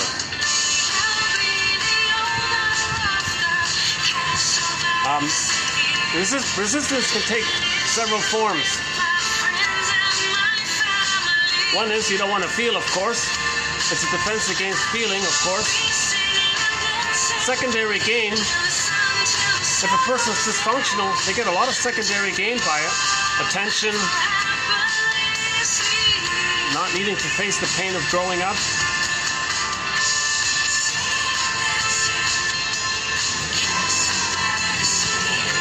I just saw one musician, a very famous, I won't mention his name, a very famous musician, very successful, a major, and everyone knows his name. I won't mention it, but I just saw him give a couple little speeches just this year. Oh my God, that guy never grew up, filled with hate, filled with prejudice, oh my God. So he never needed to grow up. He never needed to heal. He never needed to face anything psychological. He was just indulged and pampered in a very luxurious lifestyle. And he was filled with hate at the end of his life. So he's now in his 70s or 80s or something. I thought, oh my God, was it worth it? Was it worth it? He lived in luxurious decadence, but he was an enraged infant. And the things he was saying was just so transparent. I kind of felt sad for him, to tell you the truth. And he was probably encouraged to accept the secondary gain for one reason or another. So secondary gain is, you got to be careful with secondary. It's a temptation, right? Just in the Odyssey, he tied himself to the mast to avoid the secondary gain of not bothering to grow up, of not healing, and then right? And just like the rich guy I was talking about, he lost himself emotionally. Odysseus didn't want to lose himself, so that's why he resisted the temptation to fall for the sweet siren call of the secondary gain. So there's a secondary gain. Huge topic. If you look up endogain and epigain by Laughlin in our collection here. Yeah, the Laughlin, H.P. Laughlin, his two books called The Mental Mechanisms and the Neuroses and Mental Mechanism. Those two books have won a Golden Windmills of the Mind Award. He talks about secondary gain. He calls it the endogain. The epigain is the primary gain, right? The unconscious guilt. That's a huge reason why we're afraid to heal. This voice telling us that we're no good, we didn't save the parents, we're flawed, we're defective. Don't you think you're bad? If you have to think you're good and you feel pain, doesn't mean that you feel bad. It's unconscious guilt. Okay. We did some quotes about the Kafka story, the trial. And the main message of that story, the moral of that story was the character in the story, the trial, never faced the psychological unconscious guilt. So that's his tragedy. So the moral of the story was we got to face this false belief of unconscious guilt. So in the story, he was accused of something, and he was bounced around from judge to judge, but he never knew what his crime was. He felt guilty. No, what am I guilty of? Well, you're charged. I see. What did I do? Well, we're not going to tell you, but you're guilty. Come back next week. He was always afraid. Next week, go to another person. He'll tell you. They didn't tell you? Well, you're guilty. Well, come back next week. And the whole play, the whole movie was like this. He was just always guilty, but he never knew why. And in the end, we saw the tragedy with that character. And the lesson of the story, I think it's his best novel, is that we never faced the psychological feeling of unconscious guilt. So that story is about unconscious guilt. That's what we got to face. If we don't face it, we miss out on our lives. That's the main message, I think. So if you look up, what's his name? Peter Dow. If you go to Peter Dow, I think it is, D-O-W, it's in our collection. The superego is the successor of the breast and what the breast said and did to you. And that voice, that memory. Symptoms. They reveal and conceal. If this video just suddenly cuts out, that'll be the end of it. I have only 3 hours storage at each go, so I've got about 5, maybe 10 minutes left here. So yeah, a little bit about dreams.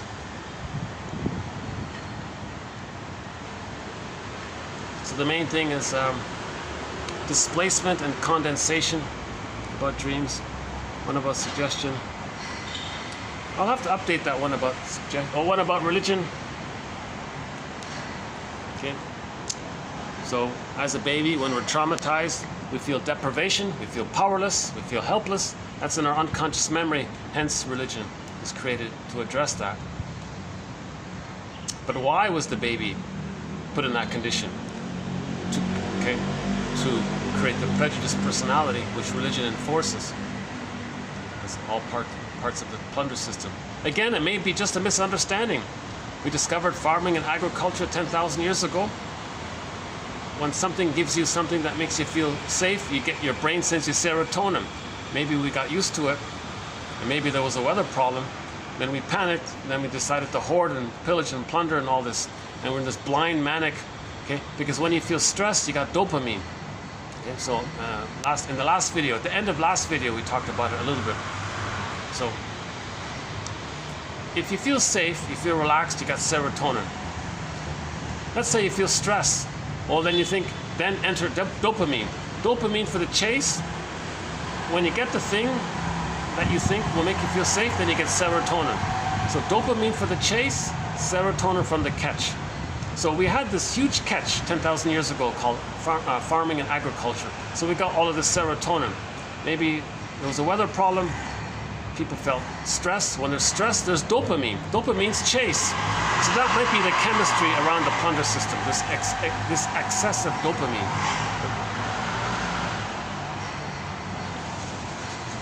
Because we're chasing to maintain the level of safety, because we're in this panic. So maybe we got too much serotonin by accident. So we're not blaming anyone, really. We just have to understand ourselves, right? We have to understand that that's the healing, to understand ourselves, to get us back to homo naturalis, the tolerant personality. We're homo naturalis when we're loved. That's the tolerant personality of I'm okay, you're okay. But in the trauma system, in the plunder system, and the prejudice, it's something other than I'm okay, you're okay.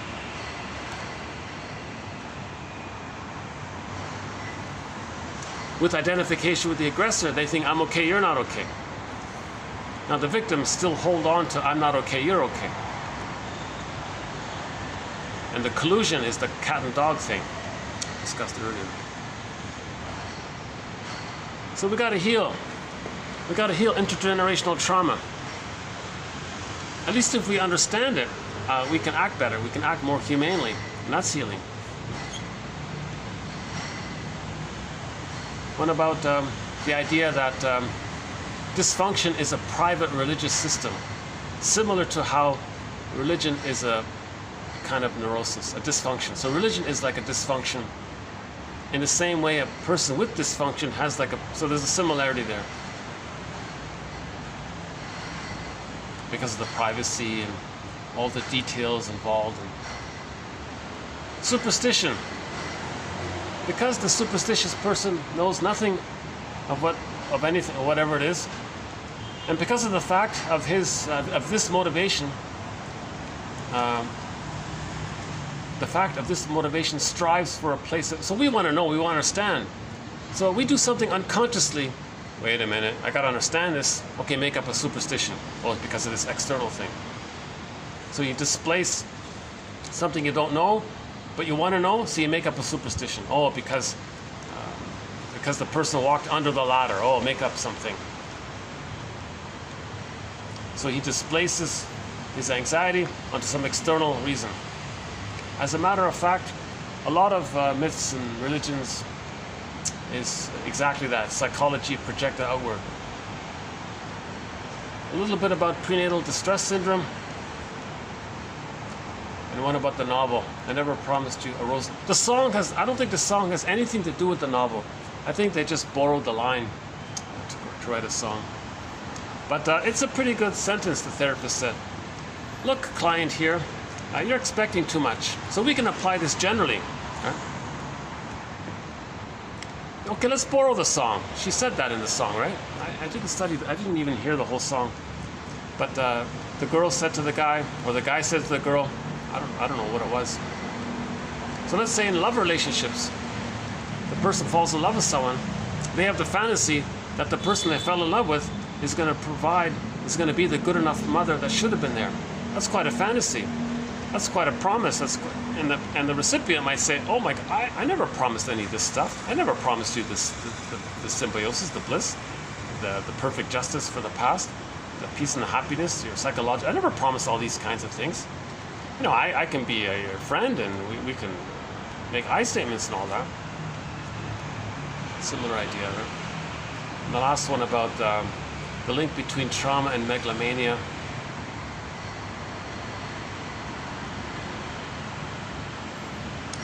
Okay, I guess that's about it. I feel a little odd about today's video. Usually I'm in a lighter mood, but I'll still post this.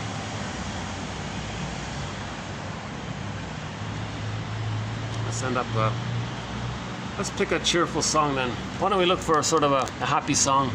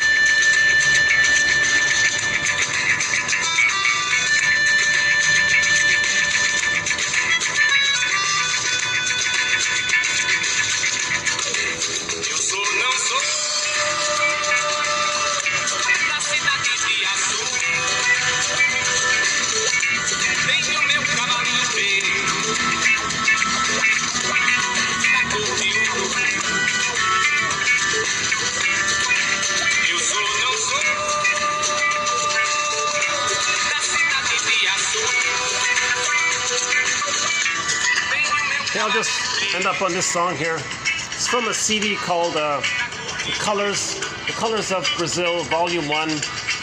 Something called Cabruera Pisa Mora something. Arthur Pessoa, composer. I think it's in Portuguese. Yeah, I'm eager to get songs from all languages. Well,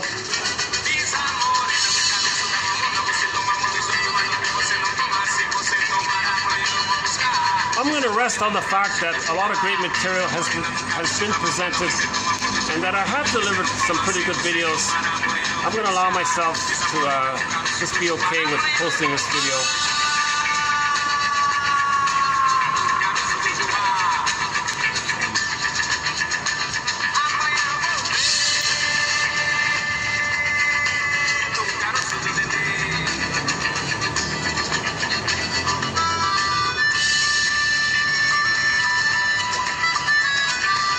Any final thoughts here?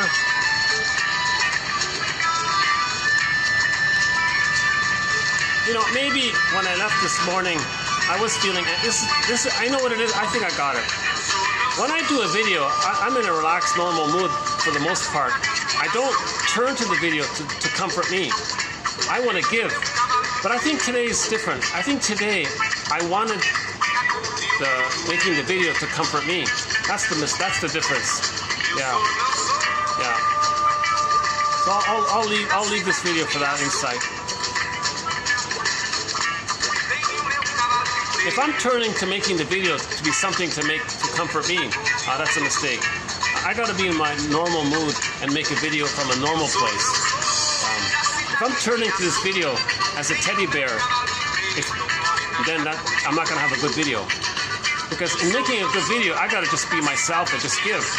But I'm in this mode of, I want the video to sort of take care of me.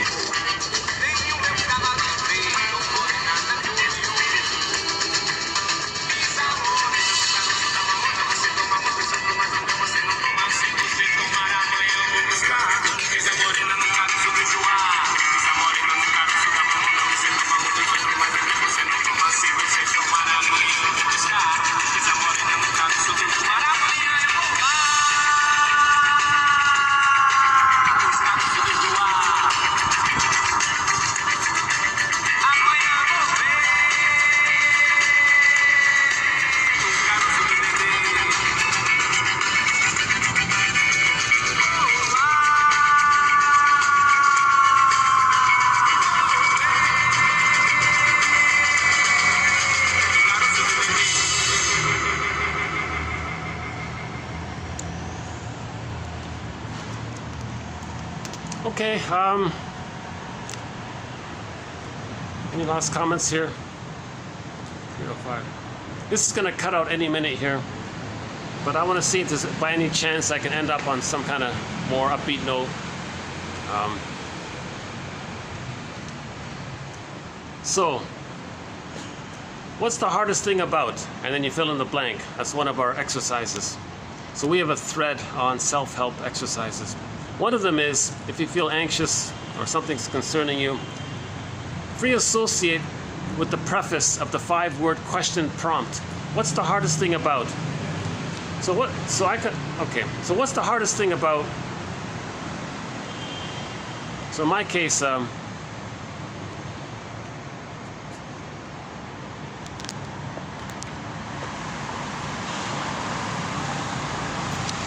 what's the hardest thing about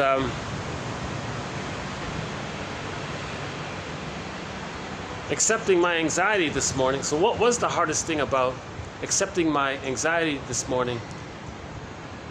And I squelched it by drawing on the successes that I have had with making these videos. Why did I have this mini panic about it? Like, why didn't I just be realistic? So, because okay, then maybe it would trigger some kind of loss. Maybe I thought,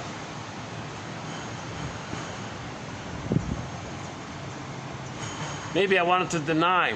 Okay, here it is. Yeah, I wanted to deny that I was bothered by all of the shouting next door. There's a couple next to me, right? And maybe I wanted to deny that it bothered me. I kind of just brushed it off. Okay, whatever, just wait it out and go back to sleep kind of thing. But maybe it did bother me, so maybe I just wanted to deny it. So I wasn't aware of any kind of delayed onset. But I did feel a little bothered by it, and I found myself, oh, okay, well, I'll do my video today, and I'll get away from there. And, but that's not the basis upon which I want to make a video, where I'm turning to the video to soothe me. What I could have done was process the whole thing first, and get to a place where I'm sort of back to normal, and then the more mature thing. I think if I could redo it over, I probably wouldn't do the video today. I would go to the zoo or something. I'd go to the zoo or something and do the video the next day. So this video should have been done